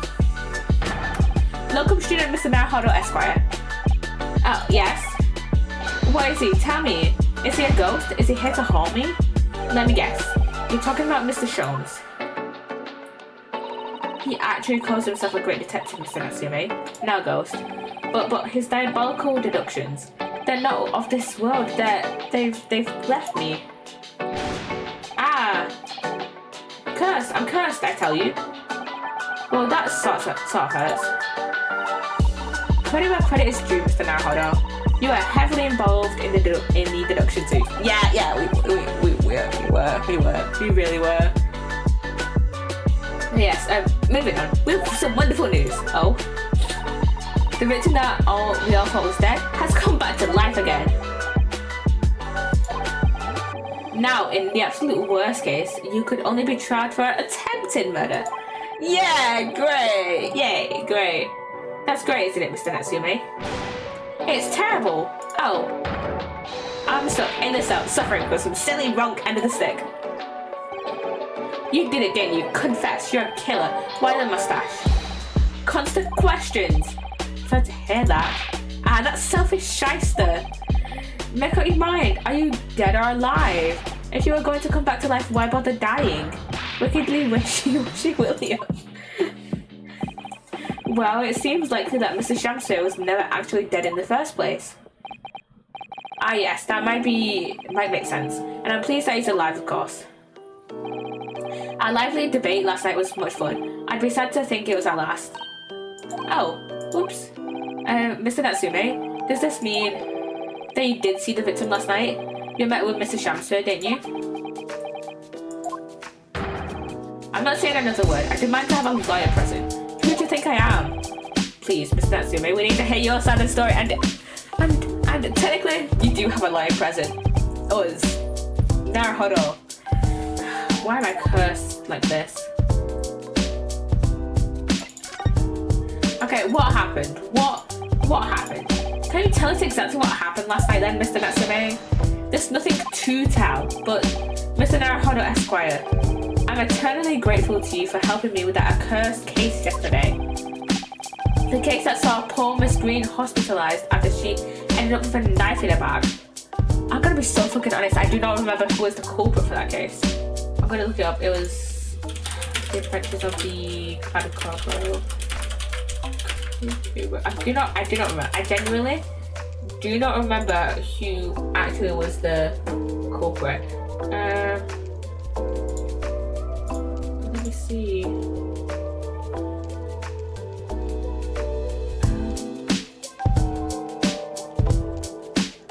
Oh yeah, it was Joan. Yeah, now I remember. I knew it was the wife. I knew it was the wife. I couldn't remember her. I remember it was the wife of John Garda, but I could not remember her name. It's hard to believe that was only yesterday. After the trial was over, I trudged my weary way back to my lonely lodgings. And that evening, at 9:30 it must have been, I visited Mr. SHAMspeare. So you did go to the victim's room then? As we said, I didn't do anything wrong. I'd never been to his room before, and it was the first time. Then, what made you decide to go? I bumped into him when I arrived back at the house. We got chatting and it developed into a discussion, but he had to go out, so I bade him farewell. That ties in with what Mr. Gardab said, that the victim went out and came back after 8. We met again later that evening, at around 9 or just after, when I took him some nice tea I brewed as a gift. So it was you who brought the tea that I'd clearly been drunk at the scene. And I suppose you were discussing the works of Shakespeare, were you? Yes, that's right. That's exactly right. Romeo and Juliet, who was the stronger? It was a delightful debate. I'm sure. Such a stimulating subject, Shakespeare. And the debate became very heated, so you slipped poison into Mr. SHAMspeare's tea. No, never, not at all. Team Juliet won, that was me, and when I left the room in his room, the flamboyant fellow was fighting fit. I swear it categorically. Okay. Mr. Natsume, you often say the same thing about yourself, I noticed, that you have a cursed existence. I'm sure I've mentioned this to you before, but I've been here in Great Britain for a year now, and in that time, I've learned that it's no place for me. It can be very trying to live in a foreign land and adapt to the ways of another culture. There are foreigners everywhere I look. They all stare at me, they all laugh. That's the impression I get whenever I go out. It makes me scared to leave my room. Which is why I've become a recluse. But even in my room, I find no respite for my fears. I've moved more times than I can remember. Then 1 week ago, I moved into Briar Road. Why? I mean, why did you choose that place? It doesn't seem very comfortable. Because the rent is cheap. I have so little money, it spoke to me. The rent? Obviously, there's a reason why it's cheap. Because the room is cursed. Cursed? Cursed how? The previous occupant, the man who lived there before I took the room, died there. Oh no! Oh. He was only a young man, but one morning he was found dead and no one could explain why. Surely no one would want to live in a room with a history like that. I didn't. When the letting agent recommended the place, I wavered. But I want books, and books cost money. I have more history. It's a small place to pay. When I realized it would mean I could buy more books, I signed the lease like lightning. Brave or blinkered. But after I moved in, I soon came to realize what I'd done. I realized how horrible that room's history really was. Gosh, was it really so awful? Yeah, explain to us. Explain to us. How did the room's horrible history affect you, Mr. Natsume? What happened? At first, it was just a feeling. The feeling of beady eyes boring to my back, watching me. Do you think that might have just been your mind playing tricks on you? No. My mind doesn't know any tricks. It was someone else. It's been one long nightmare ever since I was given the keys to the place. A nightmare? You've been having bad dreams, you mean? All the souls who've died in that room lean over me in my sleep and try to strangle me. That really is horrible. And now I come to think of it, it happened again last night too. The very same night that Mr. SHAMspeare was writhing in agony from the poison in his body, I was on the verge of being suffocated silently by those miserable spirits in my room. We simply must move out of that room as soon as possible. Yes, you're right, I know it, and that's why. I'm already searching for the next room with a history to call home. I think perhaps you should try to avoid accommodation with any kind of history at all. Otherwise, I'm scared that you yourself might become history. So Sato-san knows how to make the man listen. And plus, his room is like stacked to the top with books. So it's like, from what I can remember of The Adventures of the Clouded Kokoro, he has so many books in his room that you barely see anything else in his room. He has so many. Of course, my Mr. Lord of the Manor is worried about the curse on my room as well. You mean Mr. Gardab? Yes, he knows that if people keep dying there, he'll never be able to rent it out again. Well, that's true. I, for one, wouldn't go near the place. Perhaps that may explain why the landlord pays so much attention to the gas lamps and his tenants' movements. You mean because he's worried about their well-being? He does seem to have an unusually keen interest in the amount of gas in the pipes. There must be a reason why he keeps such close tabs on the occupants of his let rooms. What do you mean he pays so much attention to the gas lamps? Oh dear, no, it's nothing to do with you, Mr. Natsume. Please forget I said anything. Oh, now you're talking about me behind my back as well. Well, not really behind you, but more right in front of you. But what's important is that Mr. SHAMspeare isn't in fact dead at all. Once he's come round and he's able to tell us what happened, we'll be able to get you released. Yes, please. Oh, I do hope you're right. Excuse me? Gregson! Fish and Chips guy. Inspector Gregson. I couldn't help overhearing what you said. What you just said. On that note, I have some good news and some bad news. Oh, which do you want first? Always, every time, the bad news comes first. When hope is all you have, hold on to it. That's my guiding principle. Right, well, in that case, the good news is, sorry, but it's just a lot easier to explain everything that way. Then why'd you ask then? Why'd you ask? Then why'd you ask me about my preference? As you might have heard, the victim, Mr. SHAMspeare, was just unconscious. He's come on now. Yes, we saw it happen in all its terrifying glory. He's still being treated by the doctors, but we've managed to get a written statement from him already. Will we still be slightly out of it though from, the poison? Oh, isn't that wonderful, Mr. Natsume? Oh, thank goodness. It's all over then. I can leave this somber cell.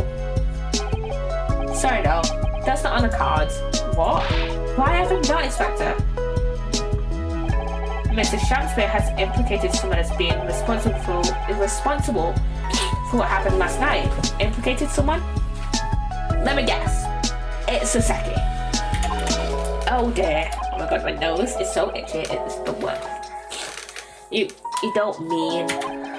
I'm sorry to say I do, yes. He's pointed the finger at you, Mr. Natsume. By sweet poison did he seeketh to end my life. That wicked is caitiff, Sasaki Natsume. No! So I'm afraid you'll be appearing in court as planned. You'll be wanting to make the necessary preparations.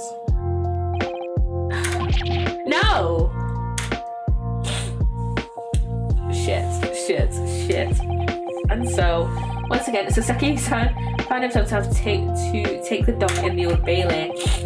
If his room was haunted, however, he was just terribly unlucky. I knew I had no choice. The following day, I would represent him in court and do my utmost to break the curse that blighted him.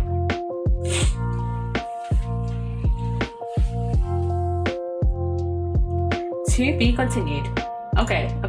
I'm going to do the trial, the first part of the trial, and then I'm gonna entry. I'm gonna do 2 parts today. Save current progress.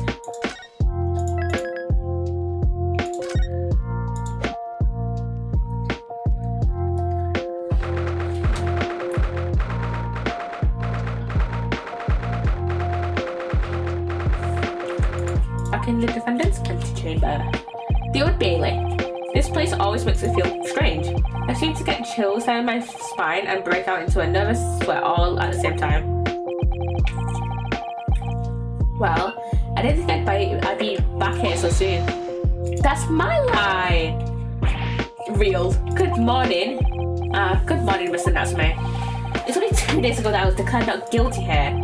Yes, we somehow managed to prove he didn't stab Miss Green in the back. But now this, another morning, another murder, and here I am again in this hellhole. Can't keep coming to court. I mean, technically it wasn't murder, it was attempted murder, but we'll let bygones be bygones. I'm beginning to think he's right. It really does seem as though he's cursed. Mr. Naruhodo, I'm afraid I have bad news. Mr. Natsume, good morning. Yes, morning. So here we are again. Yes,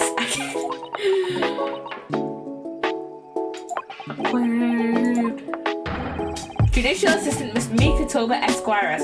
What's the bad news? Yeah. Oh dear, you heard, didn't you? If you come here shouting at the top of your voice, people can't hear up airing what you say. Oh, I am sorry. You've done nothing wrong, Mrs. Sato. Now what is it?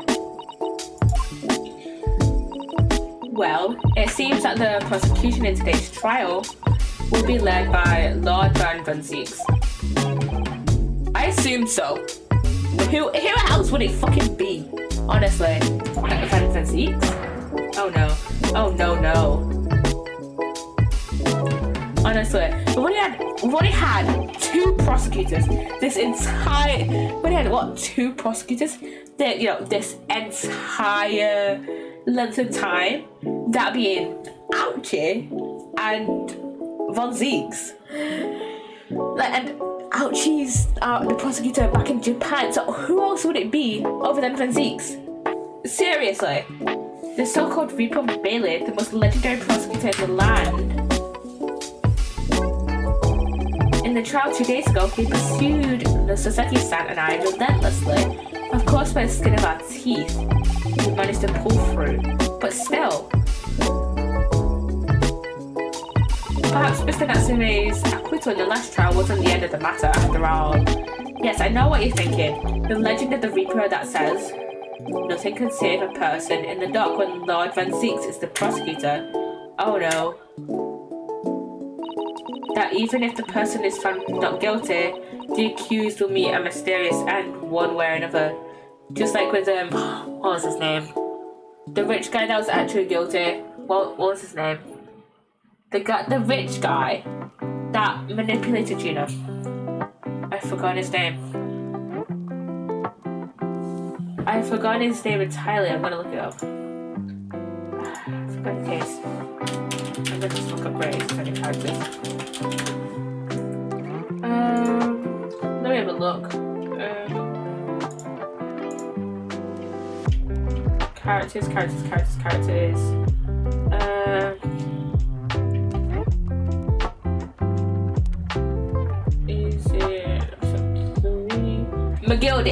McGilded? Just like McGilded, he died in that fucking fire.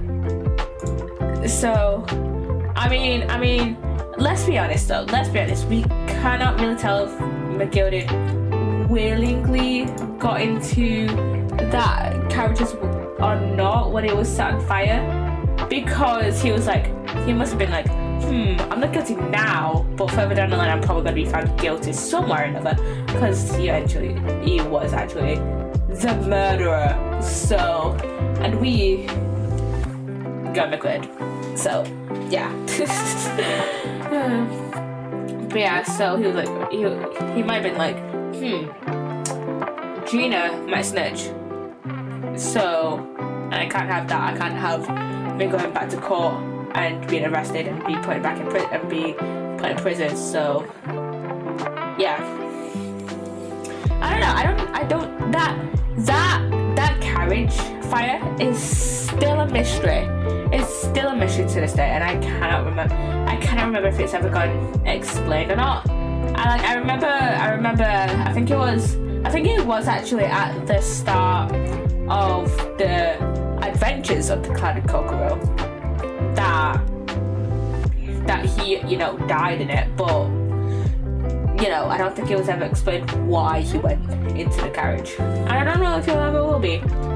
That even if that person is found not guilty, the accused will meet a mysterious end one way or another. And we've experienced it firsthand. What did I just say? A man we successfully defended met the most terrifying end after his acquittal, right here in the Old Bailey. Oh, maybe he was destroying evidence. Maybe it was McGilded destroying the carriage to destroy the rest of the evidence, so that the only piece of evidence would be Gina's testimony, which couldn't be properly proven. So, yeah. I do have to put up with those ice-cold eyes boring into my soul again. Cursed by evil spirits and now by the Reaper. Pair of petrifying perils, potentially. Well, if it's potentially, at least you appear to have hope, Mr. Natsume. Locum student Mr. Naruhodo Esquire. Ah, yes. I'm innocent. You have to believe me. You more than anyone now. Don't worry. I'll be your steadfast ally every step of the way in this battle, I promise. And this promises to be a hard battle, I fear. Well, the trial is scheduled to begin shortly. We should move into the courtroom. Let's go. Oh yes, I forgot to say, I'm afraid he won't be able to make it. Mr. Sholmes, I mean. What? That's probably for the best. Oh? If he were here, I might be tempted to rely on his help. And that could be seen as a weakness. If Lord Van Zeeks were to notice, he'd prey on it mercilessly. At least, that's my gut feeling. Mr. Naruhodo. You're right. Yes, you're so right. Oh, well said, locum student Mr. Naruhodo Esquire. Well said. I swear on my sword at my side and the spirit of Kazuma that it harbors, I'll show him what a Japanese lawyer can do. I'll set you free with honor. Oh yes. Whoa, let's go. Let's go.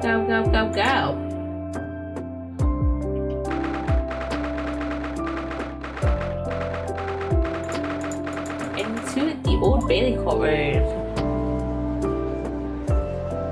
think again. I've changed the clothes. In the name of Her Majesty the Queen, I hereby declare this court be in session. I now call upon the counsels for the prosecution and defense to declare their willingness to proceed. The prosecution is ready. The defense is ready, my lord. Readiness for the trial, my lord Deputy's friend, is not what the defense needs. What you need is readiness for your inevitable defeat. Huh? It's not just in my imagination, it's really there. Lord Van Zieks has such an animosity towards us Japanese for some reason. You know, a time ago now that he first became known as the Reaper of the Bailey, I believe.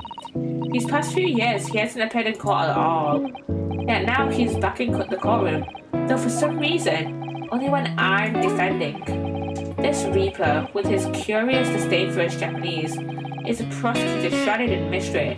Yeah, why, if he has such a disdain for Japanese people, then why is he only going up against a Japanese lawyer, a Japanese law student? That makes no sense to me whatsoever. I mean, I kind of know that Van Zieks gets some development further down the line in Resolve, but do I have any idea how that's gonna get explained? No, not at all.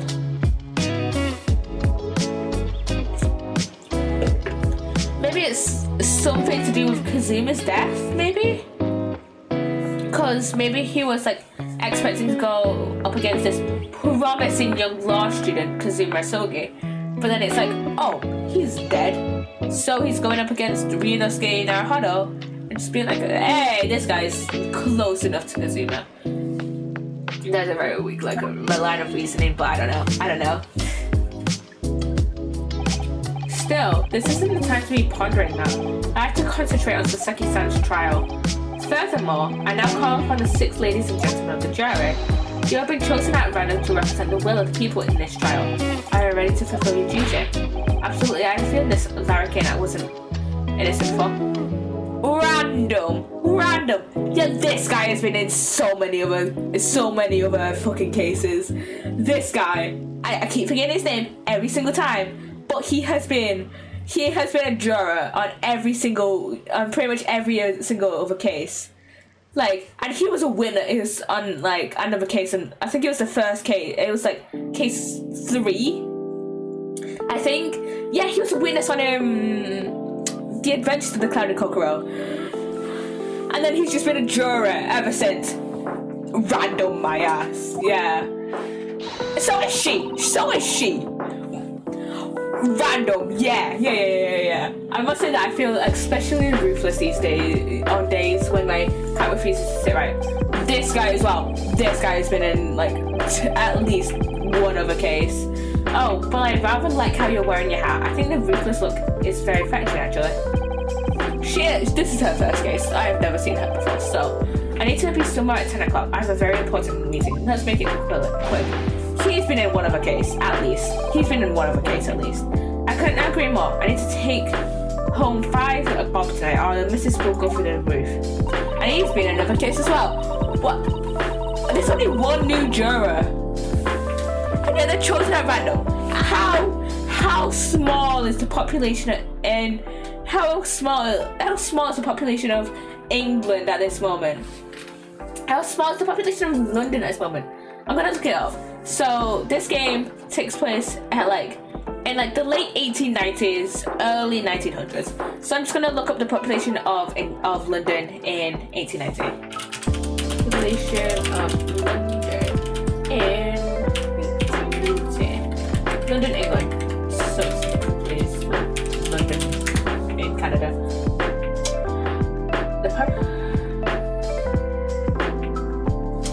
In 1891, there was 5.57 million.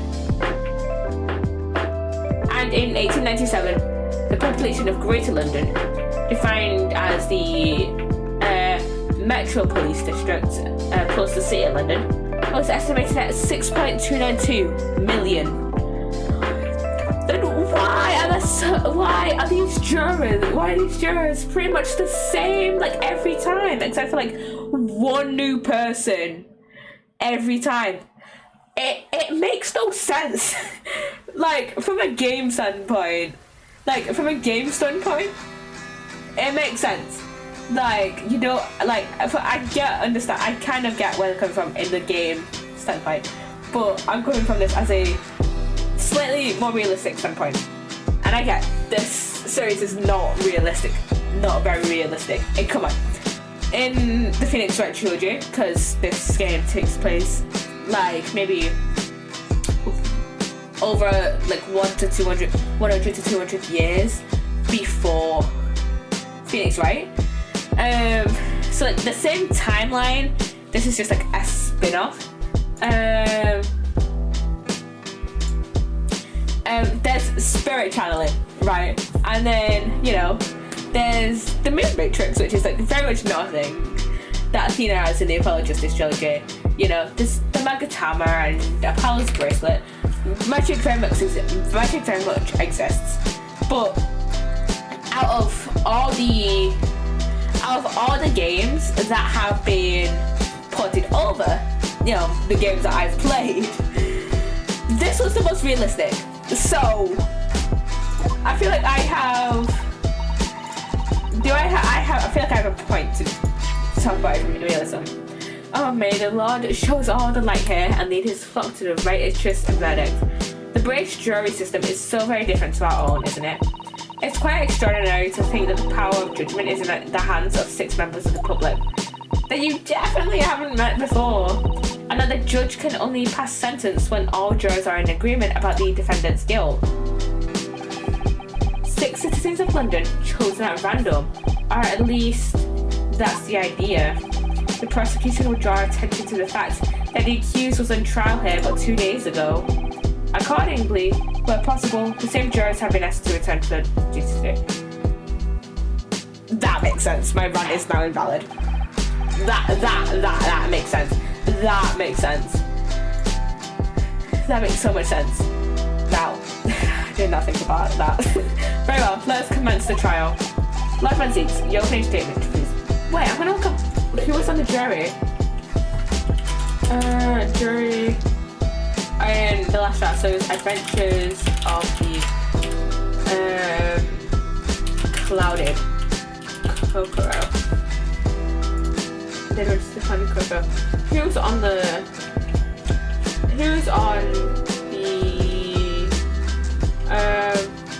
jury at this point?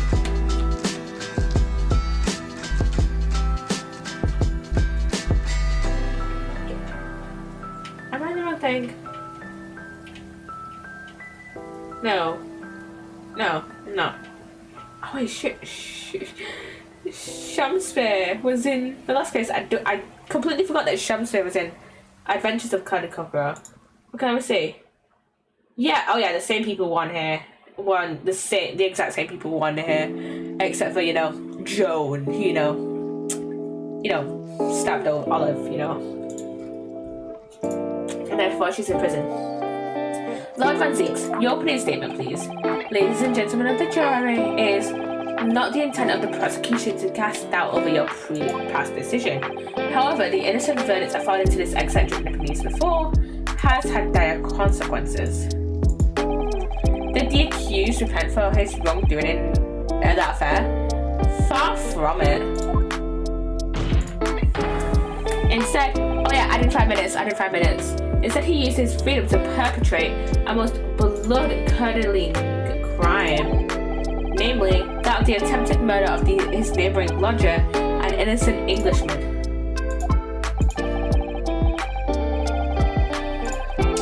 To explain the circumstances of the crime, the prosecution calls its first witnesses to the stand.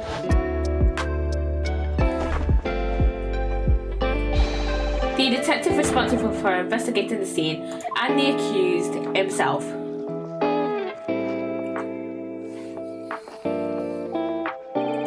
Witnesses, your names and occupations, please. Yes, sir.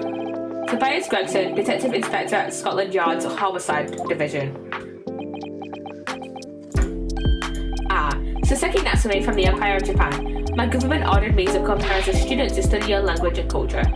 Mr. Natsume. Yes, my lord, sir. I'm quite sure I'm not mistaken. That you swore an oath never to set foot in my courtroom again. I remember it as I feel it yesterday. The day before, in fact, my lord. But close enough. Ugh, believe me, this is the last place I want to be. Inspector, let's hear from you first. Explain the case for the court. Right you are, sir. The incident occurred at the Gardeb household where the defendant has lodgings. In the ground floor room of the victim, Mr. William SHAMspeare, the defendant had already admitted to visiting the victim on the night in question. Mr. SHAMspeare collapsed in his room as a result of poisoning by strychnine. What the fuck is strychnine? Is that an actual thing? Strychnine. It's an actual thing. It's primarily used as a pesticide, according to the Center for Disease Control and Prevention. A government website, the CDC. According to the CDC, it's primarily used as a pesticide, particularly to kill rats, and it's uncommonly found in some drugs such as LSD and heroin and cocaine. And its formula is, Jesus Christ, it's a long formula. C21H22N2O2, aka is 21 carbons, 22 hydrogens, 2 nitrogens, and 2 oxygens. Jesus fucking Christ.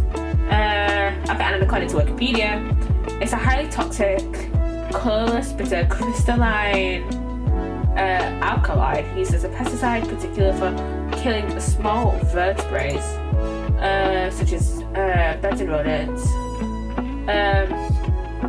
When inhaled, swallowed, or absorbed through the eyes or mouth, causes poisoning, which results in muscular convulsions, which could explain why SHAMspeare was moving slightly weirdly when he, woke back up.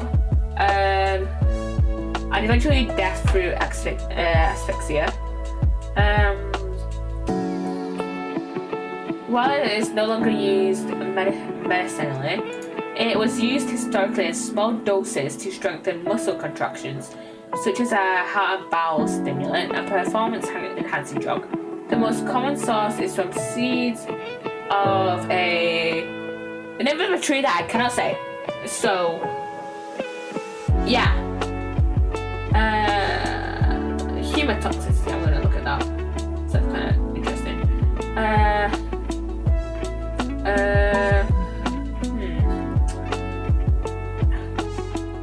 With a very high dose, the onset of respiratory failure, so like lung failure, similarly, that system. Brain death can occur in 15 to 30 minutes. If a low dose is ingested, other symptoms begin to develop, including seizures, cramping, stiffness, hypervigilance, and agitation, which stiffness can kind of explain why SHAMspeare was just in the same position at the same time. Seizures caused by strychnine poisoning can start as early as 15 minutes after exposure and last 12 to 24 hours. Often triggered by sight, sounds, or touch, and can cause other adverse symptoms, including hyperthermia. Another thing that I'm going to try and pronounce that, rhabdomyolysis, a form of kidney failure, metabolic acidosis, and respiratory acidosis. I don't know what acidosis means. During seizures, abnormal dilation, protrusion of the eyes, and involuntary eye movements may occur. As the poisoning progresses, rapid heartbeat, high blood pressure, rapid breathing, blue discoloration, sweating, high number of white blood cells, lockjaw, which could have happened to SHAMspeare, can occur. In rare cases, the affected person may experience nausea or vomiting. The proximate cause of death in this kind of poisoning can be cardiac arrest, respiratory failure, multiple organ failure, or brain damage, and the ad started before I could even realise. For occupational exposures to strychnine, the Occupational Safety and Health Administration, as well as the National Institute for Occupational Safety and Health, have set exposure limits to 0.15 milligrams per meter cubed over an 8-hour workday. Because strychnine produces some of the most dramatic and painful symptoms of any toxic reaction. Strychnine poisoning is often portrayed in literature and films, including authors Agatha Christie and Arthur Conan Doyle, which makes a lot of sense since Arthur Conan Doyle was the guy who made Sherlock Holmes and we have Sherlock Holmes. Welcome back after the ad. I was just ranting about the strychnine poisoning thing of Wikipedia. This is what happens when you have a kind of bio nerd. Me, I am the biology nerd. It just like wants to look into what these kind of stuff does.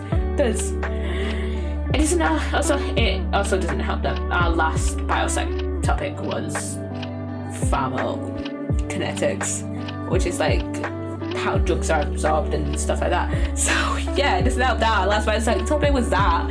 So yeah. I mean, it is interesting how it's all absorbed and stuff and how it works like mechanically in the body. So yeah, no. Mr. SHAMspeare collapsed in his room as a result of poisoning by strychnine. He was found the following morning when the landlord suspected something was wrong, brought down the door. Yeah, because he didn't wake up after. He usually woke up at 5, and he didn't wake up, and he wasn't awake by 5:30. This means, I presume, that the door to the victim's room was locked at the time of the incident. Correct, my lord. It was locked from the inside, making entry to or exit from the room impossible. Although the victim, Mr. SHAMspeare, lived to tell the tale, he very nearly didn't. The man was halfway to heaven when we first found him. I was the first officer on the scene, my lord, and I had a photographic print here that I took at the time to show how it looked. What's that? What's that there? Yeah, a chilling scene indeed. The man looks very much deceased. That's right, everyone present believed that's exactly what it was. Very well, I shall accept this photographic print as evidence for the court.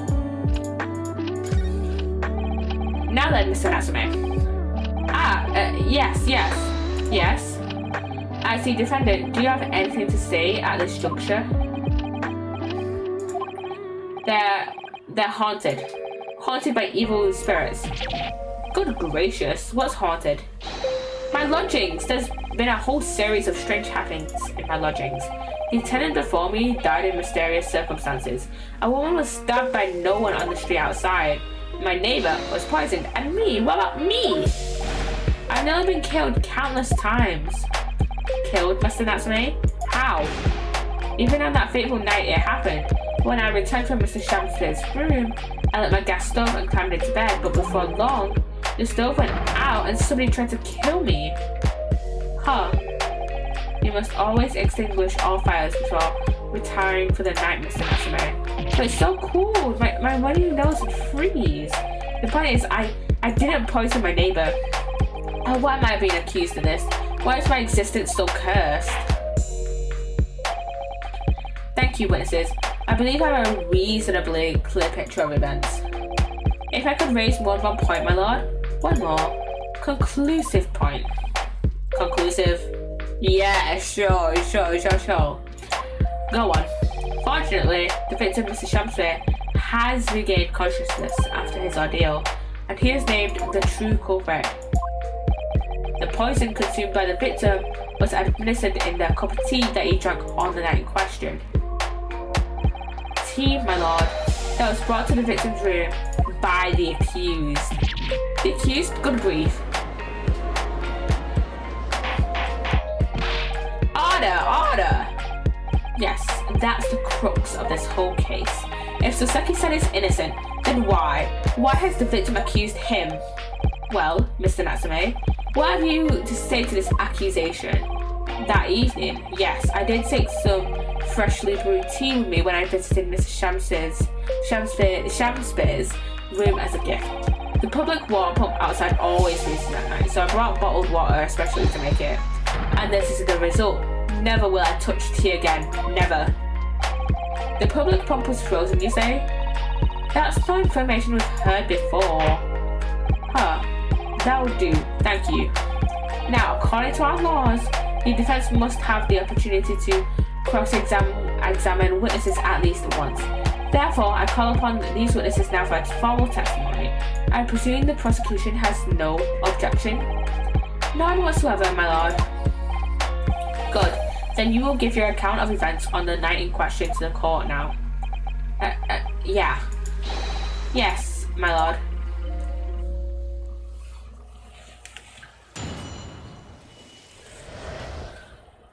The catastrophic night. It was around 9 o'clock that evening when I visited my neighbour and I took some tea with me as a gift. When a heated literary debate over a night hot drink, after which I went back to my room at around 11. My tea was completely harmless. He couldn't handle the door behind me, otherwise could he? Strychnine takes some time to have an effect on the body. People don't keel over immediately after taking it. The victim would have been perfectly able to lock the door after his guest left. The argument still stands. I mean, like what, 15 minutes? That's what Wikipedia said, like around 15 minutes? I feel like 15 to 20 minutes, so. And if he was drinking the tea throughout the night, then it's like over the course of like, what, 2-3 hours? Then like he should have, shown symptoms of strychnine poisoning way sooner. Yes, I see. It all seems relatively straightforward. Excuse me, but that testimony does raise one rather crucial point, I think. Mr. Natsume claims his tea to have been harmless. Presumably, though, the teacups have been examined for traces of the poison, haven't they? Why didn't I think of that? Well, as it happens, no. We haven't been able to. Did I hear you correctly, Inspector? Scotland Yard has failed to examine the suspect's substance. How could you have overlooked something so important? Isn't that the first thing you should have done? My learned Nepalese friend is falsely incensed. What? The inspector said Scotland Yard was unable to examine the tea. Not that it was overlooked. Unable? Why? It's simple enough. There was none left, not a drop. So I must have been very thirsty indeed. If there was none left, I mean, wouldn't usually when you drink something, there's usually, still a small residue at the bottom of the bottle. Like, imagine if I had, drunk this. Wait.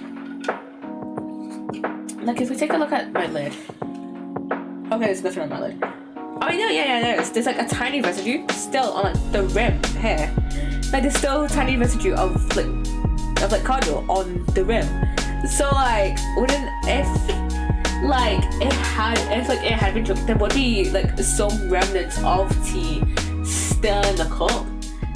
And even then, wouldn't there be, spit? I get this is what, 1890s, 1900s? But still, there'll still be some remnants of tea left to examine. So, it must have been, cleaned or something. In current scientific techniques, it's not possible to test for poison under such circumstances. We only need a drop, but that one drop does actually have to exist, funnily enough. The lack of examination notwithstanding, it appears nothing other than the tea passed the victim's lip on the night in question. I see. Thank you. The matter is clear. Cast your eyes over the jury, my learned friend. What? Yeah, what are you on about? You can see it in their faces, I'm sure, the recognition of the accused's guilt. Your client's fate is all but sealed. In mere moments from now, you will lose, and your compatriot will be damned for all eternity. He's right, I can feel all 6 of the juries looking daggers at me. But I can't let them beat me down. I won't. Counsel for the defense, proceed with your cross-examination. Yes, my lord. Cross-examination time. I'm gonna save first. Let's save.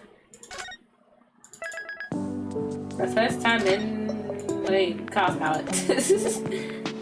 Now I'm gonna be saving like every 10 minutes because of the cross examinations. So fun. So many saves are gonna be made. Okay, talk to me more about this strychnine. How long does it take for symptoms to appear then? According to the coroner I was speaking to at the yard, about 30 minutes after the poison is consumed. Then the victim suffers violent convulsions, cramping and stiffness, and eventually dies from asphyxiation, like I was talking about earlier. So there's a 30-minute interval between when the poison is ingested and the onset of symptoms. There seems to be a lot of different types of poison in the world, that's for sure. Oh dear, death by poisoning again. It's always so awful. 30 minutes is a long time. Certainly long enough for the victim to have locked the door behind the accused after he left. You can't deny that, and it further degrades Sasaki-san's alibi. I have the medical report from the doctor who examined the victim here, my lord. It spells it out really. The accused is the only person who could have done it. Very well. The court will add this report to the court record as evidence. And it has been added to the court record. Oh yes, I see it here. Delayed onset of symptoms. Great. Yeah, great. Able to after his guest, the argument still stands. Let me look at the medical report. Examine. Ingestion of a small quantity of strychnine. Toxic effects present 30 minutes after ingestion. High likelihood of the substance having been mixed with the tea to the victim was drinking, but no sample could be obtained for testing. The poisoning incident occurred at around 1:30 a.m. on 23rd of February, but Sasaki said he left at 11. So that doesn't match up.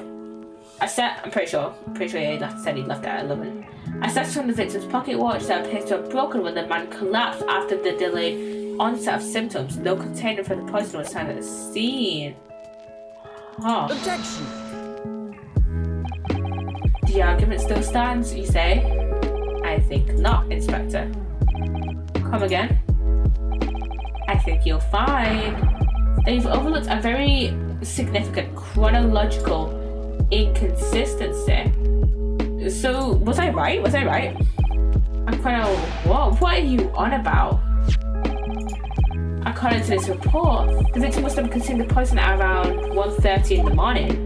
And yeah, the defendant, Mr. Natsume, left the victim's room at 11. Yeah, I was right. I was fucking onto something. Yes, that's right. There's more than 2 hours of missing time. Yeah, exactly. Yeah.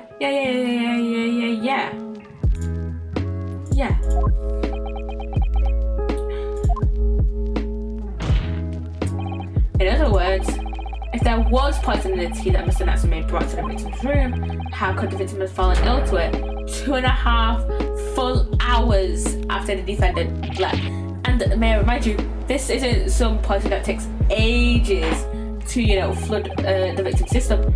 It's strychnine, which takes 15 to 30 minutes to take effect. So if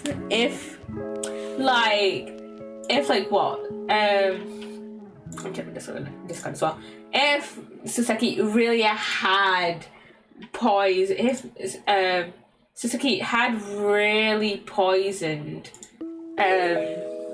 SHAMspeare, then the latest that he would be like show his symptoms would be around 11:30, would be around 11:30, not 1:30 in the morning.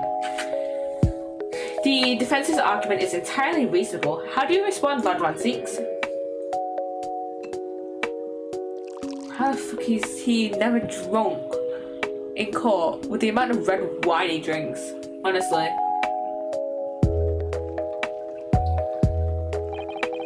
Pray forgive the discourtesy if my mind has wandered. I was considering what cuisine would best complement the contents of my hallowed chalice this luncheon. What? How could it have happened, you ask? I do hate to shatter illusions, but my Nipponese friend appears to be chasing a phantom idea. A phantom? It is so hard to imagine that the victim drank his tea after the accused had left, for example at the time stated in the medical report. Yes, at around 1:30. But why? It'll be all cool. Why? Who in their right mind? Mr. Natsume brought the tea with him to drink tea together with his neighbour, and in Japan there's a well-known saying, drink tea while it's hot. And in my country there's an even more apt saying, there is nothing more refreshing than cool tea. Ew. Ew. Ew. The point is, if there was such a long gap, there may be other ways to explain how the victim came to be poisoned. Other possibilities. What sort of possibilities, counsel? Yeah, what other possibilities, Ryunosuke? Well, for example, the man could have had another visitor. Yeah, another visitor? That's a very bold assertion, my learned friend. From someone who has nothing to substantiate it. Or the victim could have taken the poison out of his own volition. We suggest this may have been a suicide, counsel. Objection! We proved this was not a suicide earlier, you. How is this man becoming a liar? How is this man a law student? Seriously.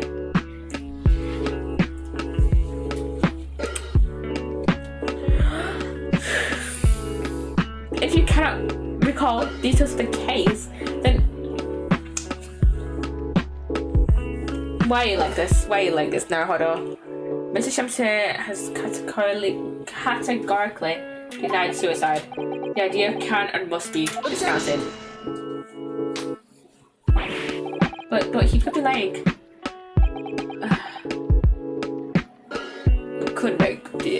Lord 16 could make the argument. That same argument for Sasaki.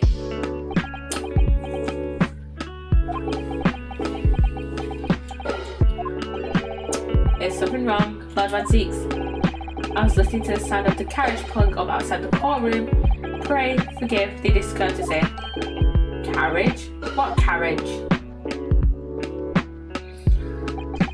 It would seem that the key player in this case has just arrived.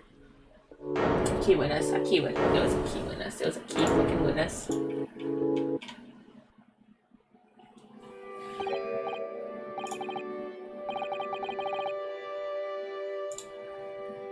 Out, brief candle, life to our walking shadow. Shouted. A poor player that shuts and frets his hour upon the stage and then is turned them off. Our blood victim.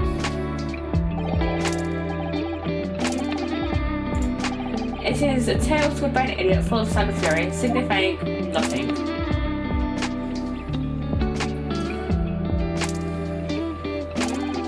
Who, sir, are you? The victim. William SHAMspeare, my lord, alas, was I undone by these bitter events. I am the victim. What? What's he doing here?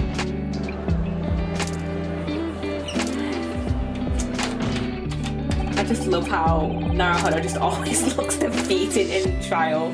Honestly, he's just like, why am I here? Why did I decide to take Kazuma's place again? Why couldn't have, Susato have done it instead? The prosecution seeks to call this gentleman to the stand. With his testimony, my learned friend's futile resistance will be utterly crushed.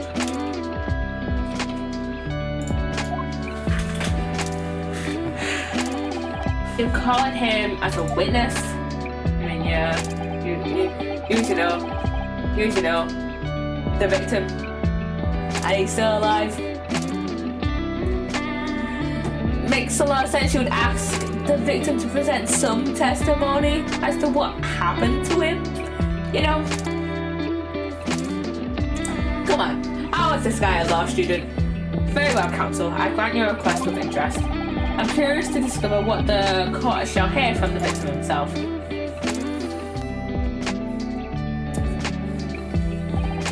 Happy am I, SHAMspeare, to regale thee with tale of my woe, lord.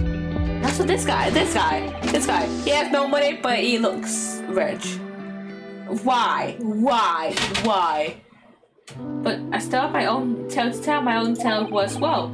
I can regale the court with a tale of my perfect innocence in perfect English. That won't do, Mr. Natsume. Let the court now hear from the victim.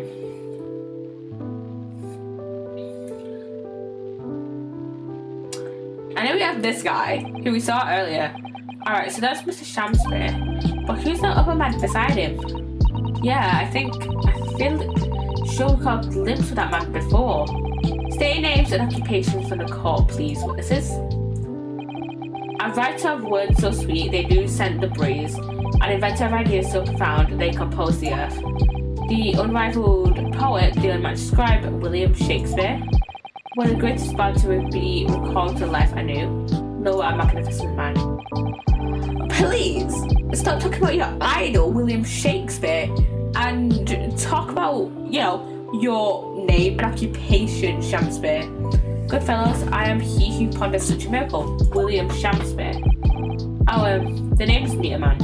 Adron B. Meterman. I work for the Alderman Gas Company, East End branch office. Ah, I remember now. It was yesterday on Brow Road.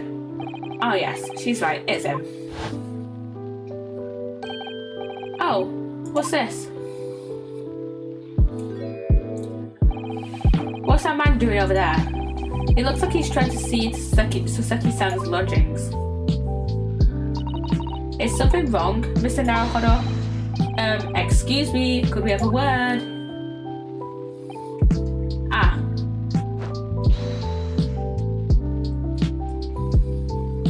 And he's off. Yes, we spotted him outside Mr. Garadab's house that morning. And he's a gas company employee? What does he have to do with this case? Is it something to do with the gas meter? So, Mr. William SHAMspeare, you are the victim in this miserable affair, correct? Oh heaven, oh hell, do you command me to remember? That sweet poison that didn't cross me and cross mine innocent lips. I subpoenaed him for the trial, with his doctor's permission, naturally. Ace certainly loves the word subpoena. I can't remember what it means. I cannot remember what subpoena means, or if even I'm correctly pronouncing it. Subpoena. Yeah, subpoena. Pronouncing it correctly. A right ordering a person to attend court summon someone with a subpoena. Okay. Hearing the testimony of the aggrieved will remove any room for doubt in the juror's mind, I'm sure. Behold, you have only to rearrange the letters of my name to see that these are seraph and angel indeed. Thus be I noble of mind, sweet of nature, and thoroughly honest of heart, as all heavenly angels be. Because there isn't a less contrived meaning in your name. No! Not at all! No! The jurors seem to be very moved by this man, I'm afraid. They're actually taking this seraph anagram idea seriously? Thank you, witnesses, for your illuminating introductions. But my lord, what's the next man next to Mr. SHAMspeare doing here? The gas man, I mean. What, me? Oh, now? Allow me to enlighten my learned friend. You recall, I presume, your earlier impertinence? When you suggest that the victim had another visitor to his room on the night in question, and moreover, that the victim is a compulsive liar. What? No, I didn't quite say that. This young chain stalker is there to controvert your wild claims conclusively. Is that not so, Mr. Meterman? Hang on now. I'm just here. I hereby call for your formal testimonies. You will tell the court as lucidly as possible what happened on the night in question. One may smile and be a villain. Yes, it doth pain me, but let the truth be spoken. The truth of that wintry night of my discontent.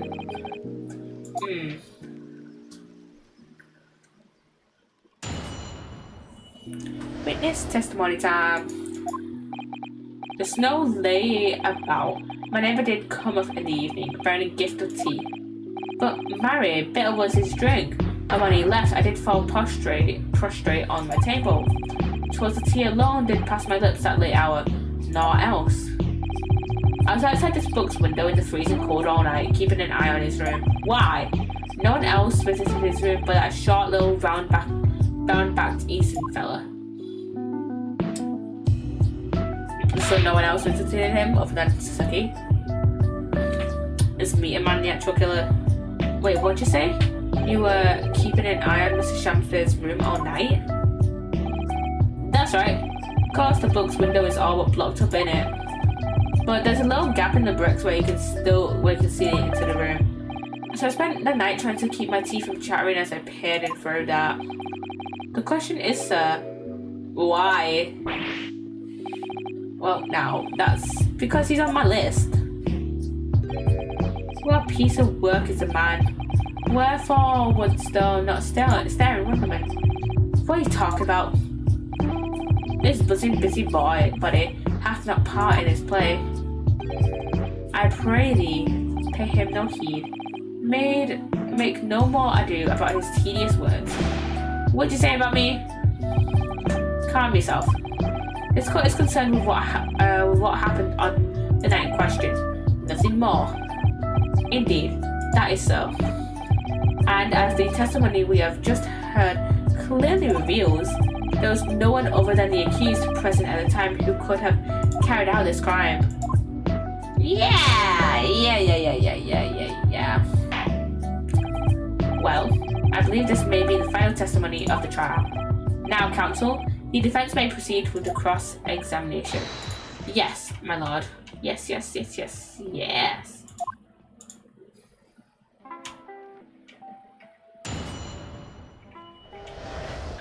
Cross-examination time. Let us save. Here. Save complete.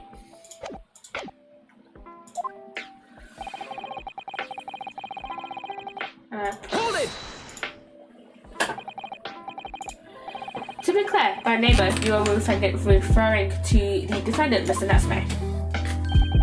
Oh, indeed, sire. Perchance thou wouldst that I call him the man from upstairs? And that at what time did the mustachioed Nipponese visit you in your room? Our meeting was promised for the hour of 9, and lo did he come to tender a gift of fragrant tea. Details which are in accordance with the defendant's own testimony, yes.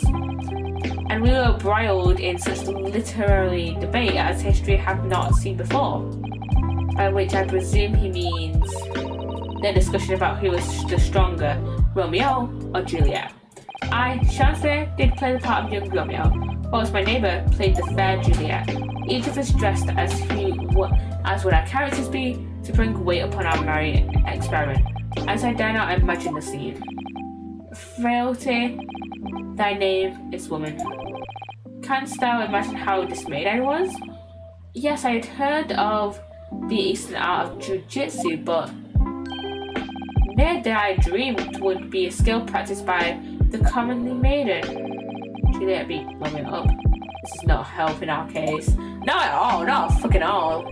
I believe the court has heard enough about your earth-shattering literary debate.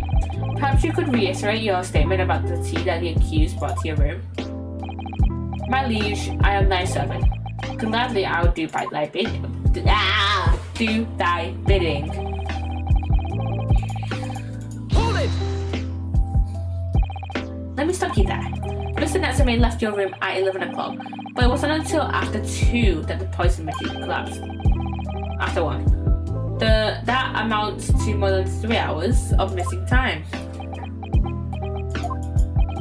The defendant had really put the poison into your tea. That 3-hour window of time is something you're going to have to explain. Gladly. It's an easy task. What? Yeah, I did drink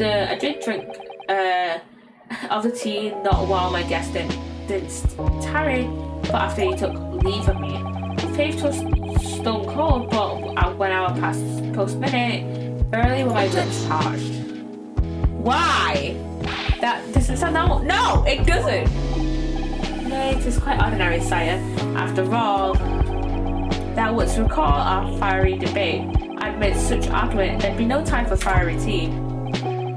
Romeo and Juliet again. And who was stronger? Mr. SHAMspeare, in summary, allow me to confirm. Did you not come here with the intention of naming your attacker? But of course, my liege.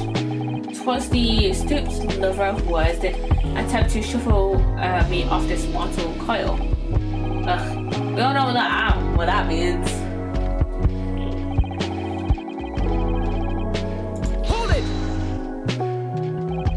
So, you didn't have any kind of evening meal? Dinner? Supper? Ha. Fine luxury, fine gluttony. To eat thrice daily is well waste of time. He has no money. Sorry. But our that my belly were full. No off that some doth rise. Well, most heroic eating habits, I must say. Yeah.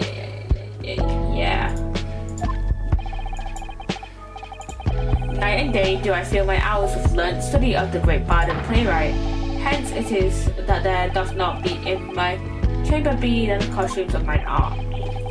That would appear to be the case, as even a rodent was found starved to death in your room.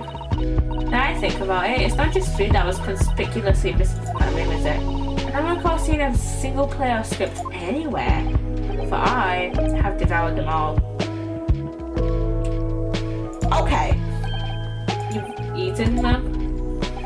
Every word be within my skull.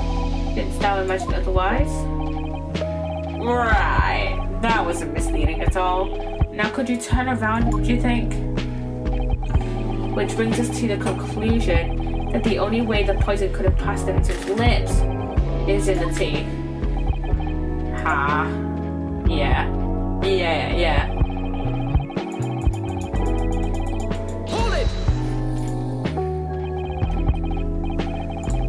But the window of that house had been all filled in. A historical artifact of the now defunct window tasks. Yeah, you're right there. All bricked up horribly. But as it happens, there's a little part of the brickwork at the bottom corner that's been opened up. Where we found the soap. I was looking in through that gap. Yeah, there was a few bricks loose, weren't there? And for some strange reason, a couple of bars of soap lined up on the ledge outside as well.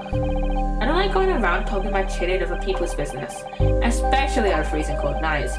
But them's my orders, so that's what I'll keep doing, as long as there's breath in my body.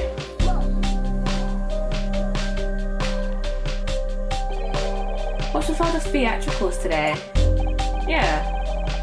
Out of interest, Mr. Meterman, after the accused had left and returned to his own lodgings, did you see the victim leave the room at all?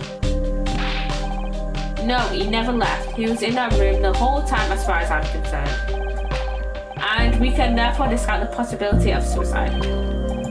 How can you be sure of that?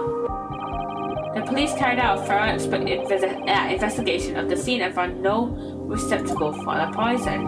And since we know the victim didn't leave his room, and hence didn't dispose of the poisoning container himself,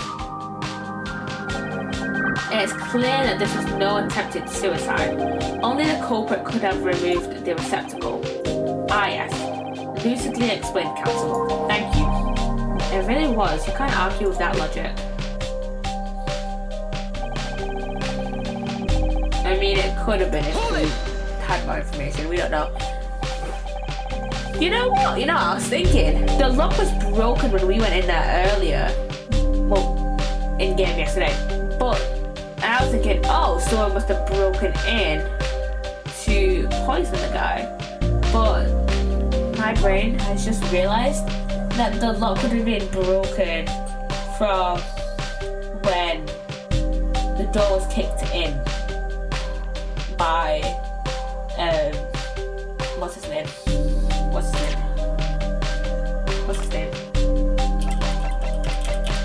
Garda Seki. Why did I realize that sooner?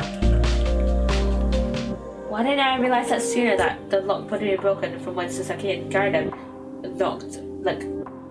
kicked open the door? You see a short little round back to Eastern Pillars, so you can't be sure if he defended them. How many other short little roundbacks Nipponese with a mustache do you think there are in London? Well, of course, it's only a narrow gap and it was quite dark, so I didn't notice the mustache. But it showed up around 9, so I'm pretty sure of myself. And when the person you saw arrived, did he and Mr. SHAMspeare drink tea together? Nah, sorry. I couldn't say. Why not? Because I couldn't see into the room all that well, could I? But what I did see was the silhouette of that little roundabout fellow wearing a pretty dress. Then the pair of them started some kind of wrestling match. I tell you, I didn't know what to make of it. Ha. I suppose that was the Romeo and Juliet championship battle getting underway. Mr. Meatman, allow me to confirm one final time. Apart from the accused, can you state with certainty that no one else visited the victim on the night in question? No question. Gasman's honor. What's the fucking hold it?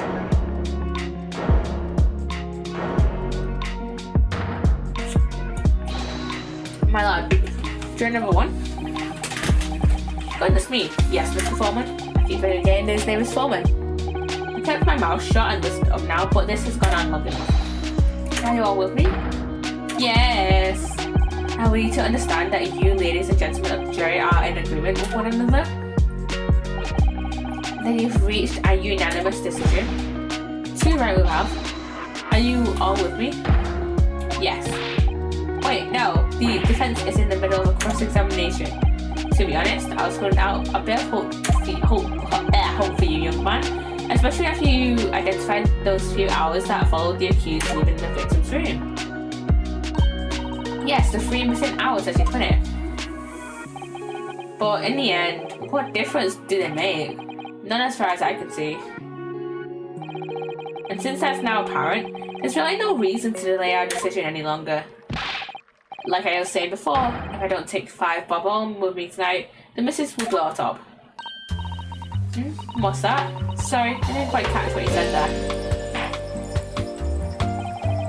Very well. Let the court be apprised of your decisions.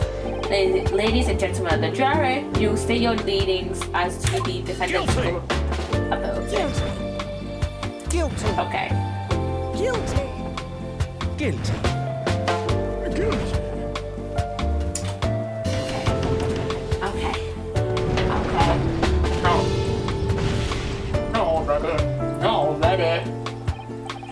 Not even that far into the fucking trial. All of you? Well, it appears that the jury is indeed unanimous. Fuck's sake, man. For fuck's sake, man. Honestly.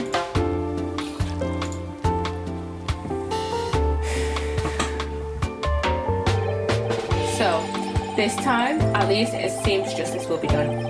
All's well that ends well, as they say. This calls for a toast, I feel. Not yet. Not bloody yet. Not bloody yet.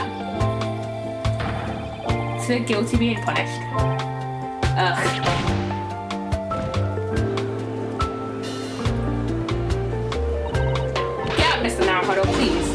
trial isn't over yet. What do you mean, Mr. Sato? What about the information I found in this encyclopedia of British law I have? That obscure writer belongs to the defense in these situations. Remember? Oh shit, yeah. The jury thing. A summation examination. Yeah, a summation examination. Yes, that's right. We don't have a jury in Japanese courts, of course. But here in a British court of law, if we can reverse the decisions of a majority of the jurors, so like 3, we can force the trial to continue. This trial can't end now. Whatever it takes, I just can't let that happen. The defense moves to invoke its right to a summation examination, my lord. Why am I not surprised? Have I learned Japanese friends' inability to admit defeat? You choose to cling desperately to some archaic rule you barely comprehend instead of accepting the truth. No. Certainly no other defense counsel in recent times has exercised the right to a summation examination, because they all know that once the jury's mind is set, it cannot be altered. We've changed their minds before. Nevertheless, the right remains and must be upheld. The defense counsel's request is granted. This court will proceed with a summation examination as outlined in the Encyclopedia of British Law. Thank you, my lord. Are you and your fellows prepared, Mr. Foreman? Believe me, my lord, we know all about this young lad's tenacity, and we're ready for it. Very well. In that case, ladies and gentlemen of the jury, I hereby call upon each of you to state the grounds upon which you find the defendant guilty of the crime for which he stands accused. Judicial findings. The jurors' intentions. The victim may not be well off, but he's a noble man and straight up. There's no reason to doubt the man. Well, I do declare the good gentleman has no reason to lie. In fact, I think he's rather splendid. Okay. Just look at the accused by comparison. He's Japanese, stoops all the while, and has a mustache. Very fishy. Okay. That's just why. That's just wrong. There's no evidence to suggest the gambling actor is a fraudman. For now, at least. I really don't care. I just need this trial to end quickly. Is that fucking enough, man? 3 hours of missing time is nothing when you reach my age, you know? Nothing at all. Yeah, but they aren't your age, okay?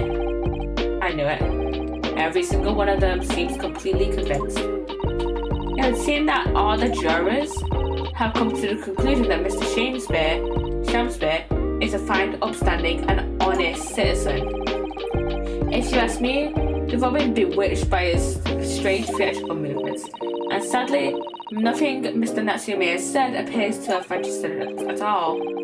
Well, here goes. Let's not forget, I've pleaded with the jury on Sasaki-san's behalf before, and it worked. See no no.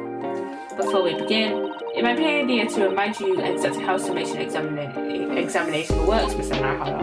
Oh, well, you're still very new to British law after all. I know how the summation examination works, but let's try to go to Sasaki-san's face entirely in my hands now. There's always a chance I might have forgotten some crucial detail. Perhaps I should hear Sasaki-san out. I wonder, should I let her talk to me through it again? Or not bother? There's no need, honestly. Thank you for the kind offer, Mr. Sato. I've been through plenty of these summation examinations already for now. I think it's important that we don't delay and start any longer than necessary. Of course, I understand, and I'm quite sure you're right. If you're confused for anything at any point, you can turn to me for advice whenever you like. I'll be here for you. Woo! The key to this is really listening carefully to each juror's statement, finding two that are contradictory, and pitting the corresponding jurors against each other. Without further ado, please, counsel, proceed with the summation examination. Yes, my lord. Let's go. Let's go, go, go.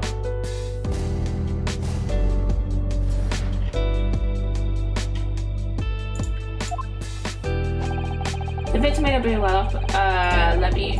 Alright, we're gonna save. We've got to save first. We've got to save again first.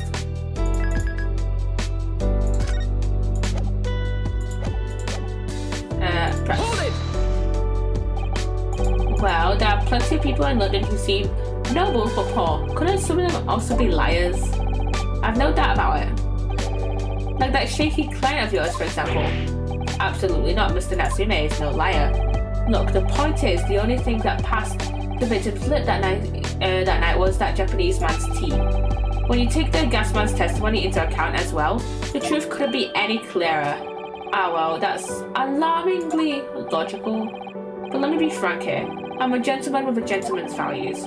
If it turns out that the old Shakespearean chum is a rotten liar after all, I'd gladly change my decision about the defendant. And I'm sure my fellow gentlemen on the jury would do the same. Isn't that right? Well, yes, perhaps. I don't see it happening. Eh? What's that? Elderly gent on the end there, you know. You'll have to speak up. Look, I really don't care about all this nonsense. I just need this trial to be over. How many gentlemen do we actually have on this jury then? Alright, sir. I may hold you up to that. Don't forget what you said. Okay, let's have a look.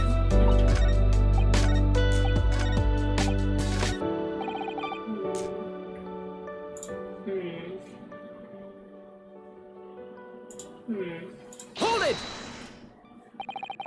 I thought, what do you mean by that, madam?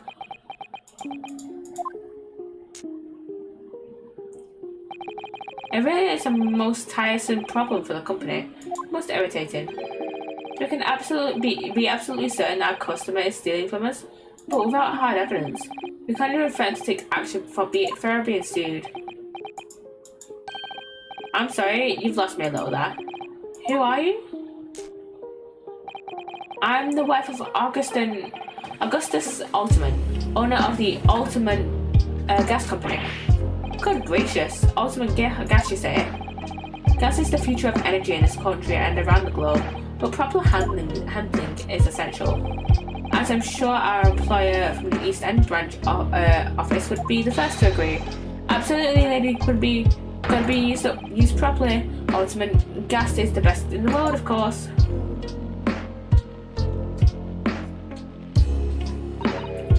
I think we may have solved the mystery of the bull from earlier, Mr. Naruhodo. Right, he bowed. It was bow, not bull. He bowed in deference to his employer's wife, did he? So would I be right in assuming that the reason Mr. Meerman was watching what Mr. SHAMspeare was up to in his room? I'm afraid that there's no end to the length the population of the East End will go to in order to steal our gas. So I really have no choice when the company identifies somebody as a possible fraudsman, but to dispatch a worker to watch the suspect day and night. We are very thorough with our investigations. Assuming Mr. SHAMspeare is... I wouldn't come out and say it in public, but you can finish that sentence with a grumpy little gas thief. You have noticed a public gallery in here, have you? The eye of man hath not heard, the ear of man hath not seen. Faith wouldst thou wound me with thy words, were I to let them penetrate the skin.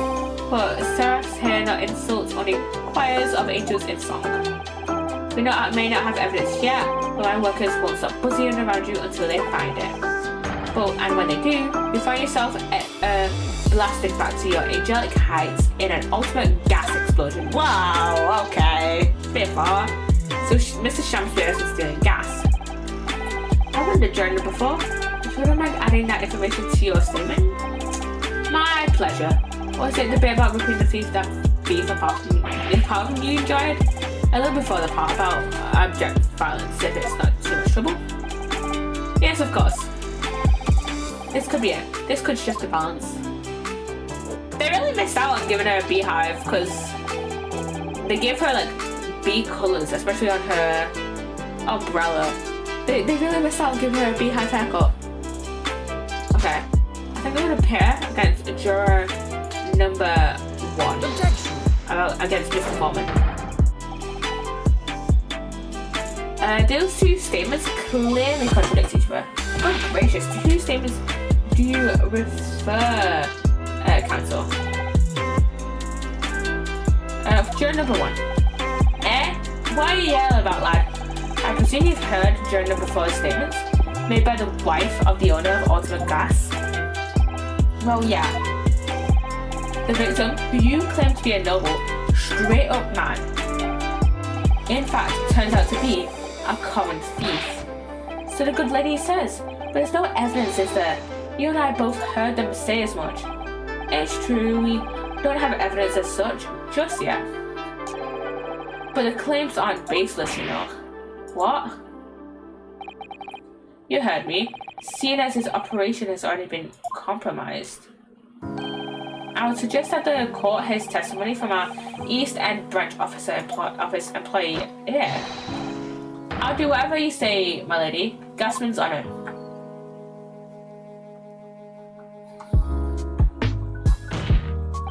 Juror number 1. You say you're a man of your word. If I could show that Mr. SHAMspeare was a liar, you assured me that you would reconsider your decision about the defendant's guilt. Yes, I did say that. As a man of honor, I'll hold to it, as I'm sure the other gentlemen of the jury will. Me? Oh, well, yes.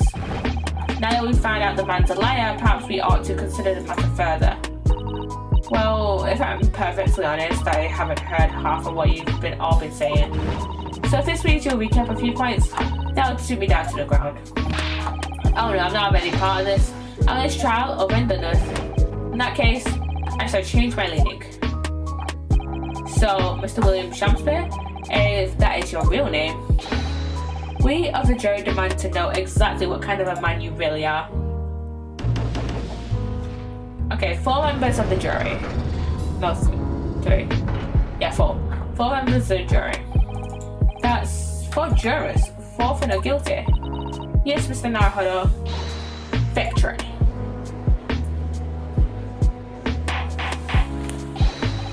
Order. Well, this is quite extraordinary, I must say. As a result of the defendant's summation examination, the jury's leaning has changed. Now only 2 jurors say guilty, whilst 4 say not guilty. I therefore declare the court to be in a state of disaccord and order the trial to continue.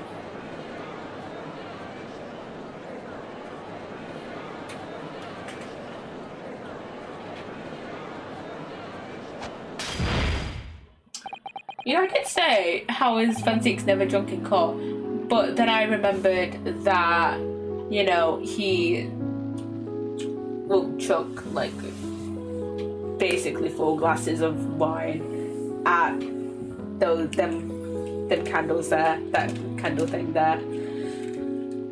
So, he just wastes his wine, honestly. He just wastes his wine. You have spoilt the bouquet, Mr. SHAMspeare. My glasses, I swear. The ladies and gentlemen of the jury now find they are unable to trust you, victim. Yes, SHAMspeare. But you, gods, will give us some faults to make us men. So God mend me. I do swear. Okay. This gas man speaketh that which concerns him most, not but gas, not but thin air. Aye, it burneth bright a while, but it hath no substance, and it doth reek foul. Oi, what'd you say? Do I take it, Mr. SHAMspeare, that you deny the allegations of gas thievery? Most heartedly, my lord. Hast thou forgot I am a seraph, an angel? Add in 5 minutes, guys. Add in 5 minutes. Noble of mind, sweet in nature, and verily honest of heart. Ah, you flowery-mouthed, pompous beanpole, just because I haven't got the evidence yet. Mr. SHAMspeare, if in fact you are not noble of mind, sweet in nature, or honest of heart, if you are a liar, then your testimony should have no sway in this courtroom. Yeah, we need another testimony. It is my considered opinion that at the present time, no possible culprit of this crime has been identified. Our testimony heard by the court thus far heavily implicates the defendant. In short, it would not be unreasonable at this stage for me to rule on the case. However, in light of the fact that the jury has expressed concerns about the fidelity of the witness, I believe it would be inappropriate for this court not to proceed this matter further. I assure you, my lord, that it would be a waste of time. That would be a waste of time in the court. I assure you, my lord, that would be a waste of the court's time. The gas in this case are unrelated. Juror number 4. Yes. Didn't you say before that although you had no hard evidence to prove this man had been stealing gas, you have strong ground for suspecting him? That's right, we do. Don't we, worker? Absolutely, Lady Quimby. Gasman's order. Very well then. We will hear your testimony now. You will tell the court precisely why you believe the victim, Mr. William SHAMspeare, has been stealing gas. Yes, my lord, it will be my pleasure. On the ultimate gas company, I swear. If I may, my lord? Go ahead, madam. This worker's testimony may have a significant bearing on the good name of my husband's company. Therefore, I should like to take the stand alongside him in a supervisory role, if you wouldn't mind. Oh, well, yeah, sweet as honey. Yeah. Very well. As an exception, I shall honour your request. Thank you, my lord. You wait till the boss gives you an earful. Oh, it's gonna sting, you mark my words. So, you will both testify before the court on the subject of the illegal consumption of the ultimate gas company's fuel. Yes. Is that clear, my good man? Clear as ultimate gas, my lady. Kai, welcome on in with the raid, and I forgot to start out the raid sandalers, and it's only the raid ones that mess up. And everything else is fine. Any of the alerts is fine. It's just the raid ones. But welcome in, Kai. How was your stream? How was your stream, Kai? I'm guessing you were playing like either Lethal or Phasmo. Yo, hope you're good. I'm doing pretty good. I'm doing pretty good. How you doing? How you doing, Kai? Just playing a bit of Great Psssttt Chronicles. Well, I think we're about to have another witness testimony. Basically our defendant. I'm gonna try and go over this quickly because the ad is about to play in like a minute. Not too bad. Trying to find all the Kitty Hats was playing Little Kitty Big City, cute little game. Oh my god, I keep seeing ads for that, and it looks like such a cute game. It looks like such a cute game. I keep seeing ads for it, so yeah. It sounds like fun. It sounds like very much fun. I hope you enjoyed the stream. Yeah. So, defendant, Saseki next to me. Victim, William SHAMspeare. Victim of, I don't remember what the thing is off the top of my head. Poisoning. It's so soft, haha. And oh my god, Kitty. Real. That is so real. Gotta love a cat game. Gotta love a good cat game. But yeah, William SHAMspeare, victim of poisoning, but he survived miraculously. The witnesses, this guy's a witness. She's a juror, and is like, hey, this guy may not be as credible. As he seems, and is stealing gas. So it's stealing gas from her husband's company. So is he really telling the truth about Saseki being the one that poisoned him? So yeah, and the ad started soon. Shit. And I'll agree, she's only here because chronologically, this guy was accused of stabbing her like a couple days before this case, and we managed to get him acquitted. We managed to get the not guilty verdict. Turns out the one who actually stabbed her, I'm pretty sure, was this guy's wife, or at least this guy's wife, Joan. who is never mentioned in this case, I don't think, did something to her, like stabbed her or something like that. So, yeah, he's just our detective. He's just, you know, here to give the facts what we know. And that is the ad. That is the ad. Yeah. So, yeah. How you doing? How you doing, guys? How you doing? I have a notification now. I'm gonna quickly check while we're on. Ad break. Drink.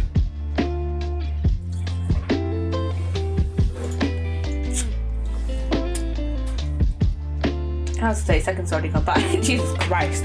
The ad breaks. Some days they go very slowly, but on other days it's just like I'll turn around for like a few seconds, so I'm back, and suddenly it's almost over. So yeah. So yeah. Okay, people should be getting back from the ads. Welcome back, chat. Welcome back. So yeah, I explained that very quickly. But yeah, this guy is our prosecutor. Witness, that's a witness. That's a juror turned witness.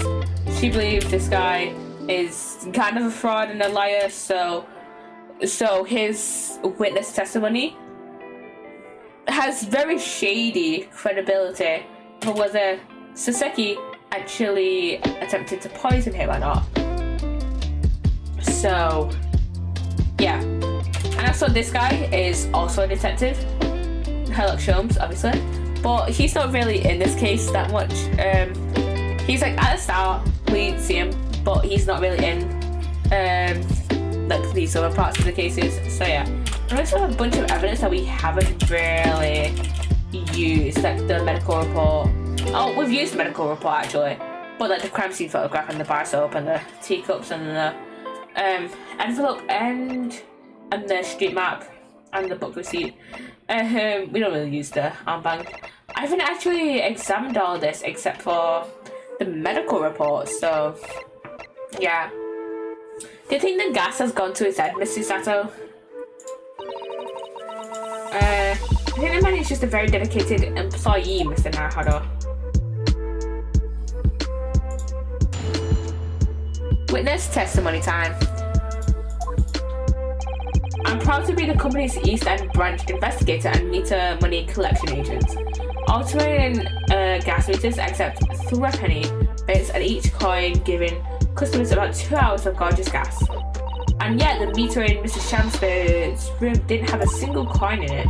The meter doesn't appear to have been tampered with, though, and the collection agent has the only key. Somehow he's using all the flaming gas he wants without paying a penny. If that's not thieving, what is?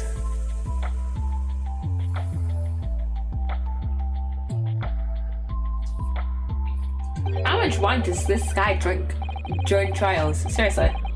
Pray forgive this courtesy. The relevance of this testimony caused me to turn to my hallowed chalice. What do you mean by that remark, Lord Van Zeeks? Did the mustachioed nippities poison the gangling excuse for an actor? Or didn't it? That is all that should concern this court. Hey, now we must listen to this abhorrence.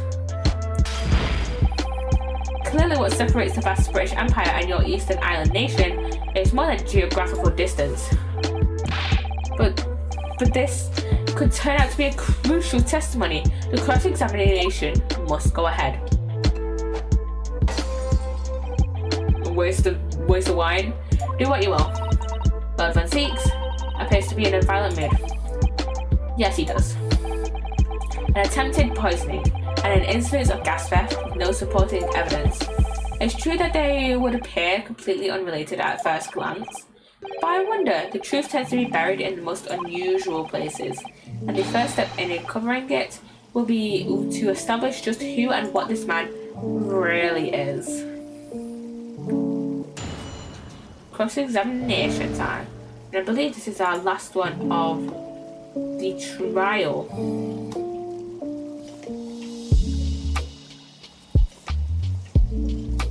It's you. Oh, we're gonna save. We're gonna save. We have got to save. No. Options. Options. Stop skipping through the testimony. Save. Save to there. Back. Back.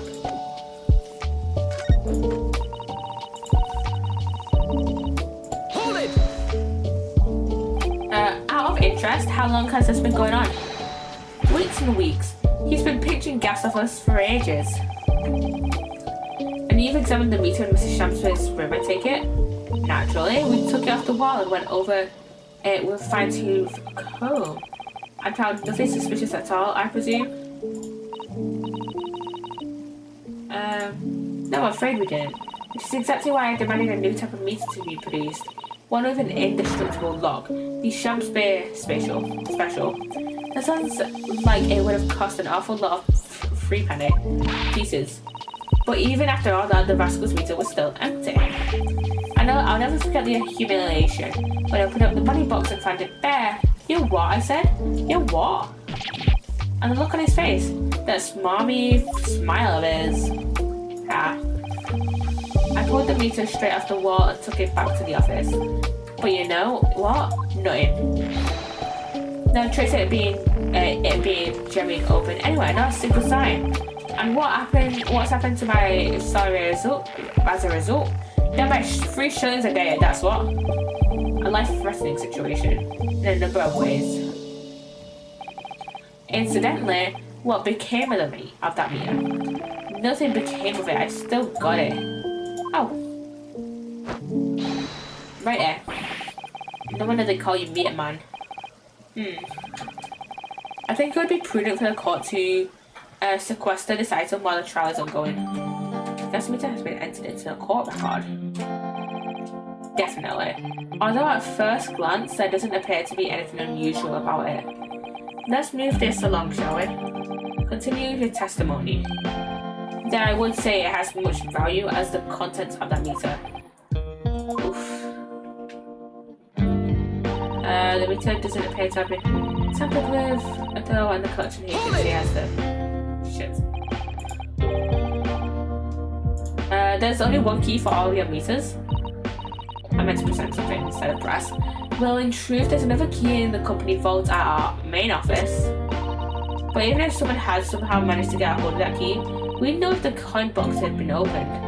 Oh, how? I came up with a rather clever way to expose any little shenanigans as it happens. Would you care to explain? When in order to empty a meter, you have to unlock the padlock and remove the cover. When I close the cover again, I stick a little beeswax seal on it, you see. A seal? That's the sort of thing you'd put on an envelope, you mean? Something like that, yeah. Oh, is that why we've got the part of the random bit of the envelope? Basically, you can't remove the cover again without breaking the seal. Now, in the case of Mr. SHAMspeare's meter, there were no coins inside it at all, as I said. But the seal hadn't been broken either, so that would mean that Mr. SHAMspeare somehow managed to steal coins from inside the meter without opening it. It would seem so, but that would be impossible.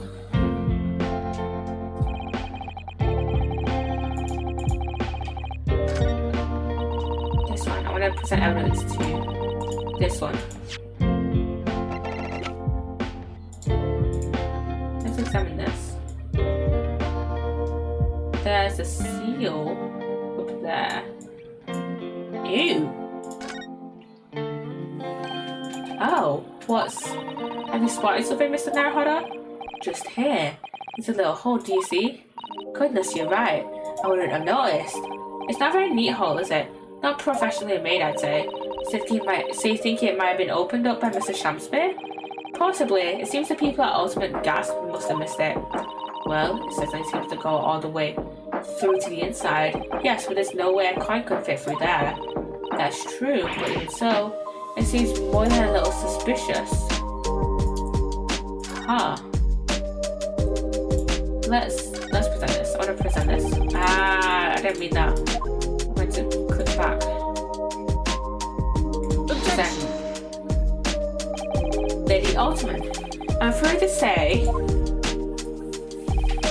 that this meter clearly does show signs of having been tampered with. What? Get away. I've been over and over that thing. I'm telling you, there's nothing wrong with it. In that case, what do you have to say about the small hole that's been made at the base of the coin box? Of what? You're right, you're quite right. What did she say? They don't mean to play. They don't mean to find out or play. You're right, you're quite right, there's a little hole there. That means I'm supposed to have that, none of the others do. In other words, we can assume that Mr. SHAMspeare secretly opened up this hole himself. Yes, I wouldn't be at all surprised, but why? Yeah, why? I mean, it's tiny. You couldn't get a farthing through that. Lady Altman, I wonder if you could give the court some more detail about your meter design. What sort of details? Well, what I'd specifically like to know is how it differentiates coins. How does the meter tell the difference between different coins? What do you mean? Well, for example, if someone were to put in a 1-penny coin, that wouldn't work presumably, would it? No, of course not. So, well, how does the meter know that the coin has been fed is a 3-penny bit? Ah, I see where you're getting at now. The meter tells coins apart by their shape and size, which includes their thickness. A 4-penny bit is about 3/4 of an inch in diameter, you see. Other coins just won't fit. I see. It's clearly been well thought out. The witness will amend her formal testimony with that information in case it is pertinent. As you wish, my lord.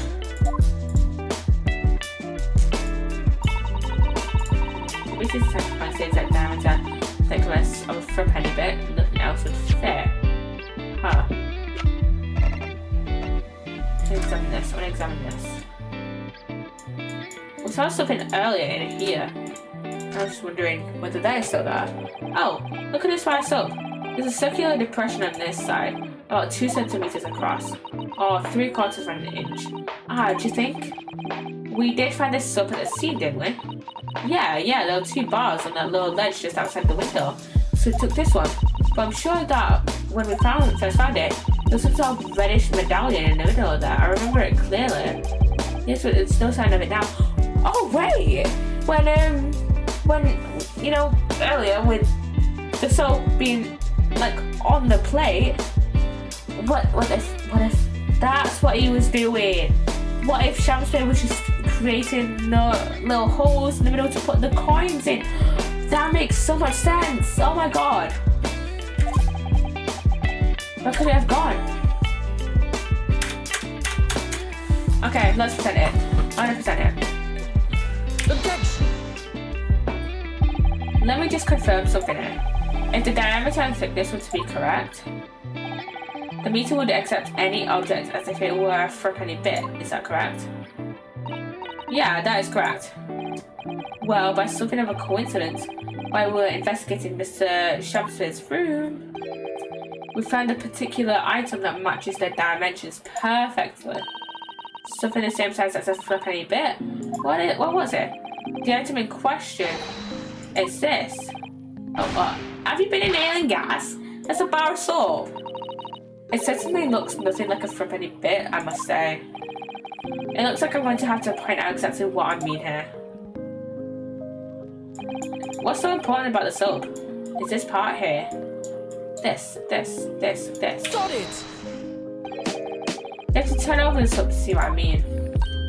Are you referring to that round depression in the middle of the soap there? That's right, a depression that's approximately 3/4 of an inch in diameter.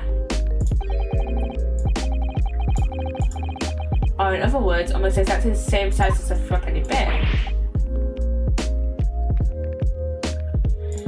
Get away! Does anyone here present have in their possession a 4-penny bit? Quickly now, hand over your coins, ladies and gentlemen. It sounds rather like a highway robbery, doesn't it? Yeah, it kinda does. Thanks to a kind member of the public in the gallery, I have here a threepenny bit. Now, to see if it fits. My word, it couldn't be more snug. Yes, as I suspected. This, without a doubt, is a vital clue to explain how the ultimate gas company is being defrauded. Well, I don't believe it.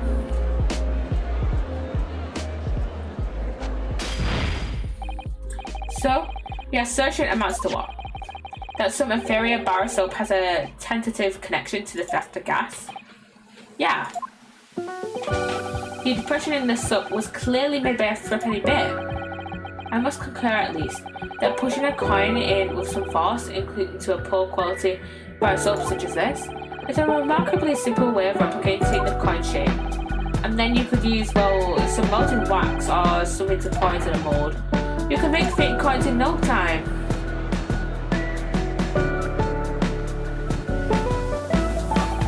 This brings all the pieces of the puzzle together. It's the method of Mr. Shamspeare has been using to steal the gas. That's the missing link. And as I follow the chain of thought, it's going to bring me to a new explanation for what happened. That nobody has considered yet. But this is all nonsense. If the man had been making fake coins, my worker here would have found them when he emptied the meter. Quite true, Lady Ultimate. In the absence of some black magic that could make them disappear. I see. That's what we're dealing with, is it? There is one form of black magic that could cause the fake coins to disappear into thin air, yes. Exactly. And the meter here gives it away. What else? There are remnants of the magical method used visible on the gas meter taken from the victim's room. If that is your research counsel, the defense will identify these remnants for the court at once. When on the meter can the remnants of the method used to make the fake coins disappear be seen? It's obviously this. It's obviously the hole and the bottom of it. We found this bar of soap at the scene of the crime, just outside the victim's window. Outside? Yes, outside, where you yourself, Mr. Meterman, were loitering in the freezing winter air.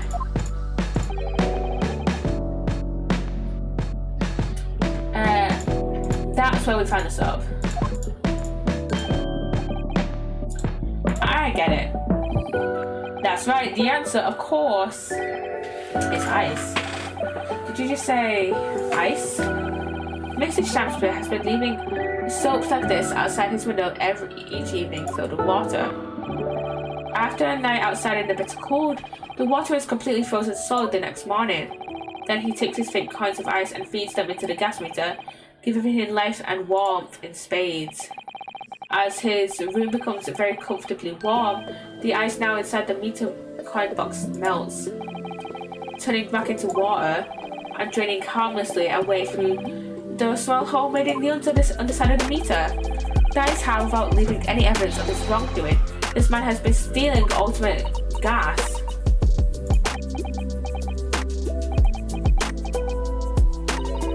Just like that, so simply.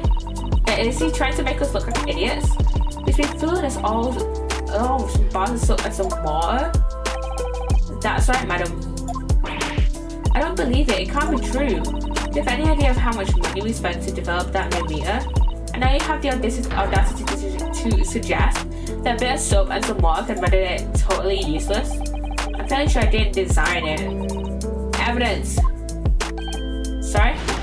I want evidence. If you're going to stand there and tell me our meters are rubbish, I want to see some proof. She's very good at enforcing accountability, isn't she? I mean, yeah, when you kind of need evidence for a point. Very well, Lady Ultimate. If you'd like evidence, I'll provide it. What?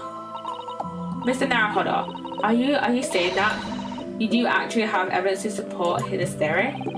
I did notice a trace of something that bothered me a lot at the time. And I have a feeling that this theory we've come up with now could explain it. The piece of evidence that substantiates the theory about how Mr. SHAMspeare has been stealing gas is... Look under there. under there. And I fully examined this puzzle. That's probably the water. Right. That's probably the melted ice. Take that! This is a photograph of the scene at the point when the victim was discovered, taken by Inspector Gregson. And it clearly shows the remnants of the crime carried out by Mr. SHAMspeare. What remnants?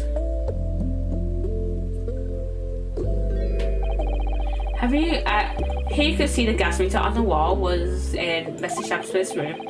Now look closely at the floorboards directly underneath the meter. What is that? Some kind of grubby stain? Almost certainly, it's like a water stain resulting from the liquid that drained out of the hole. Made in the meter. God, I'm tired. If one coin gives around 2 hours of gas usage, and the occupant was heating his room in all his waking hours, we can imagine he would have used around 10 of his fake coins each day. The molten ice inside the meter's coin box would have been dripping out almost constantly, leaving a stain on the floor. This is awful. And there's further evidence too. Mr. SHAMspeare slumped over his table, apparently having consumed strychnine. And right there next to him is a bar of soap, broken in half. You're right.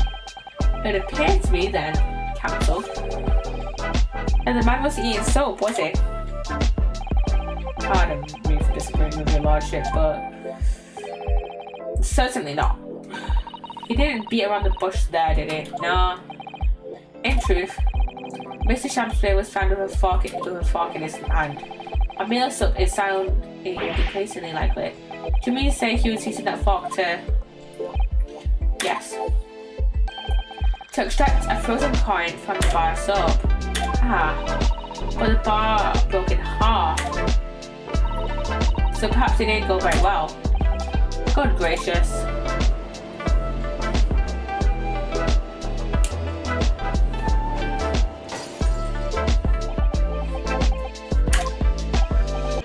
Lemon Zeeks. I was throwing my hand up in despair and happened to catch my Hallowed bottle on the way. Pray forgive my maladroit mistake. What is the meaning of this, Counsel? Allow me to pose my learned friend a question. What exactly did you establish with your most recent cross-examination? Well, that Mr. William SHAMspeare is a liar and a thief. In other words, that his testimony is unreliable. That's it, that's exactly it. Very well, let us assume the man is a liar. Now allow me to pose another question. What possible difference does that make? Well, we know that suicide can be discounted. Scotland Yard's investigation revealed no sign of another vessel that contained poison. And on the night in question, there were no visitors to the room except the accused. The young gasman's testimony, which we have no reason to doubt, has confirmed that. Furthermore, the only possible way the poison could have entered the victim's body is via the teeth. The court has seen no evidence whatsoever that suggests otherwise. Even if William SHAMspeare is the liar you claim him to be, these facts have been objectively established. There's no escaping it. Therefore, in light of these facts, the prosecution calls for immediate adjudication. You... What? You what? You what, mate? I'm gonna fight this guy. Order!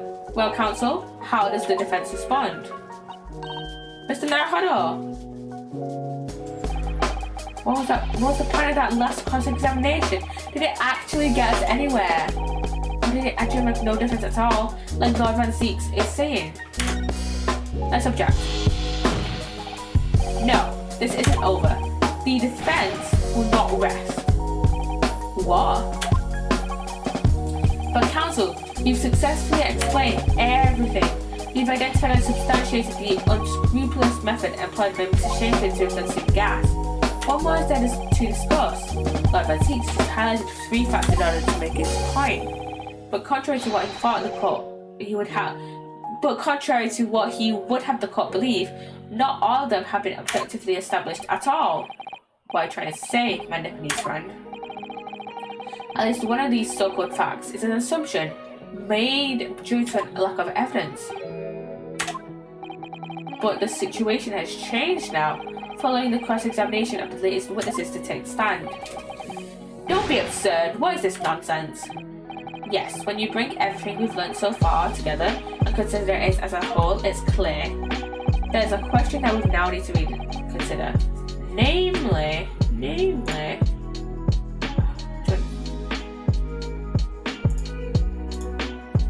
Was the poison actually in the tea? We've all been led to believe that the strychnine poison that afflicted Mr. SHAMspeare was in the tea brought to him by Mr. Natsume. That's conjecture at best. The victim has testified that nothing else passed his lips that night. There's no possibility. And since there was no trace of the tea left at the scene, it couldn't be testified for traces of poison. As I said, the situation has changed. Because in fact, some of Mr. Natsume's tea was left at the scene. And a particular piece of evidence proves it. A ludicrous claim. Scotland Yard detectives investigated the scene exhaustively. What evidence he suggesting they missed? The defense has made a bold claim indeed. Very well, counsel. Present your proof. What evidence from the scene of the crime can tell us about the nature of the defendant's tea? Take that! Good gracious. The soap, again? The same bar the victim used to fashion his coins of ice? Yes, that's right, my lord. It's just come back to me. Something about when we first found the bar of soap at the scene yesterday. It's more bars of soap. Soap? More bars of soap being lined up on a ledge outside the window. I'm quite certain that when we originally stumbled upon the bars of soap, there was actually a frozen coin in each bar. So you discovered the ghastly coin factory. Fascinating. But they were actual coins. In a way, yes, but there's more. The coins we found in the soap at the time weren't normal ice. There was something strange about them, you mean? Exactly. Something very obviously strange. They were red. The ice was red? No. You mean...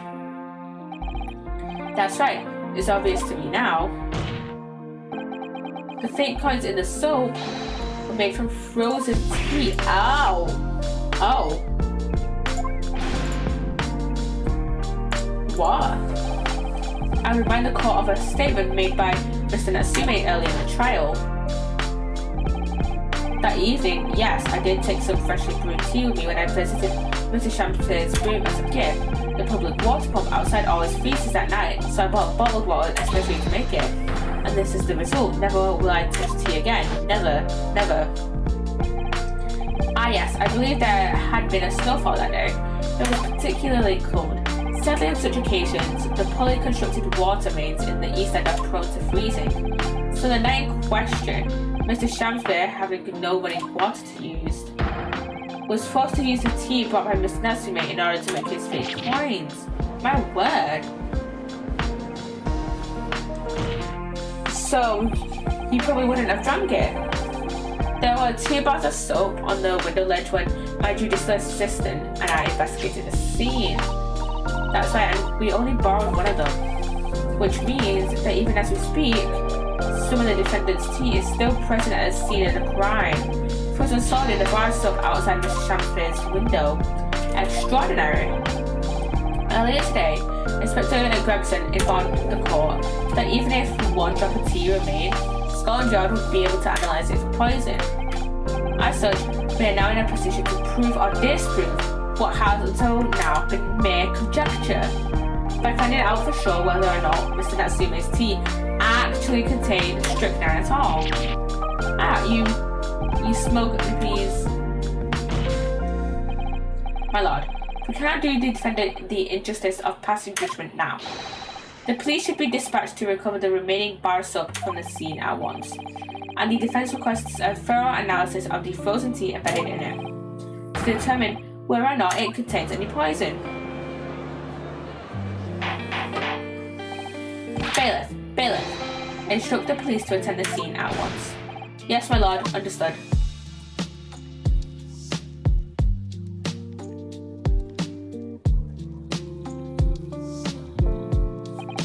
It would seem we have no choice but to suspend these proceedings for the time being. I trust you have no objection, Lord Van Zeeks? None, my lord. Scotland Yard will recover the tea from the scene and carry out the requisite tests immediately. The trial will resume at the same hour tomorrow. The prosecution and defence may conduct further investigations as appropriate in the interim. Yes, my lord.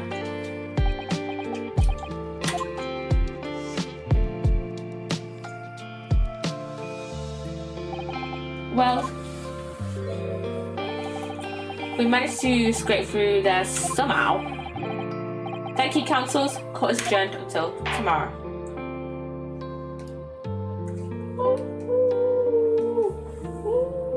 To be continued. And I think that is where I'm going to leave it today. I am kind of tired, so I don't think I'm going to raid anybody today, I don't think. I think I might just end stream. Yeah. Why is it empty? Why is it empty? Why is it empty? Why is the legal consultancy empty?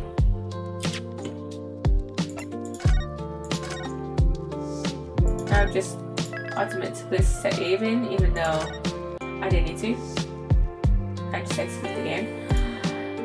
Why was it empty? Yeah, we'll have to find that out on Sunday when I next stream. Yeah, I think I'm just gonna end stream here and just chill out and just hang out and call with some mates. And yeah, I shall see you guys on Sunday. Thank you again to Kai for the raid. And where's my music? There it is. And thank you again to Kai for the raid, and I shall see you guys on Sunday. Bye.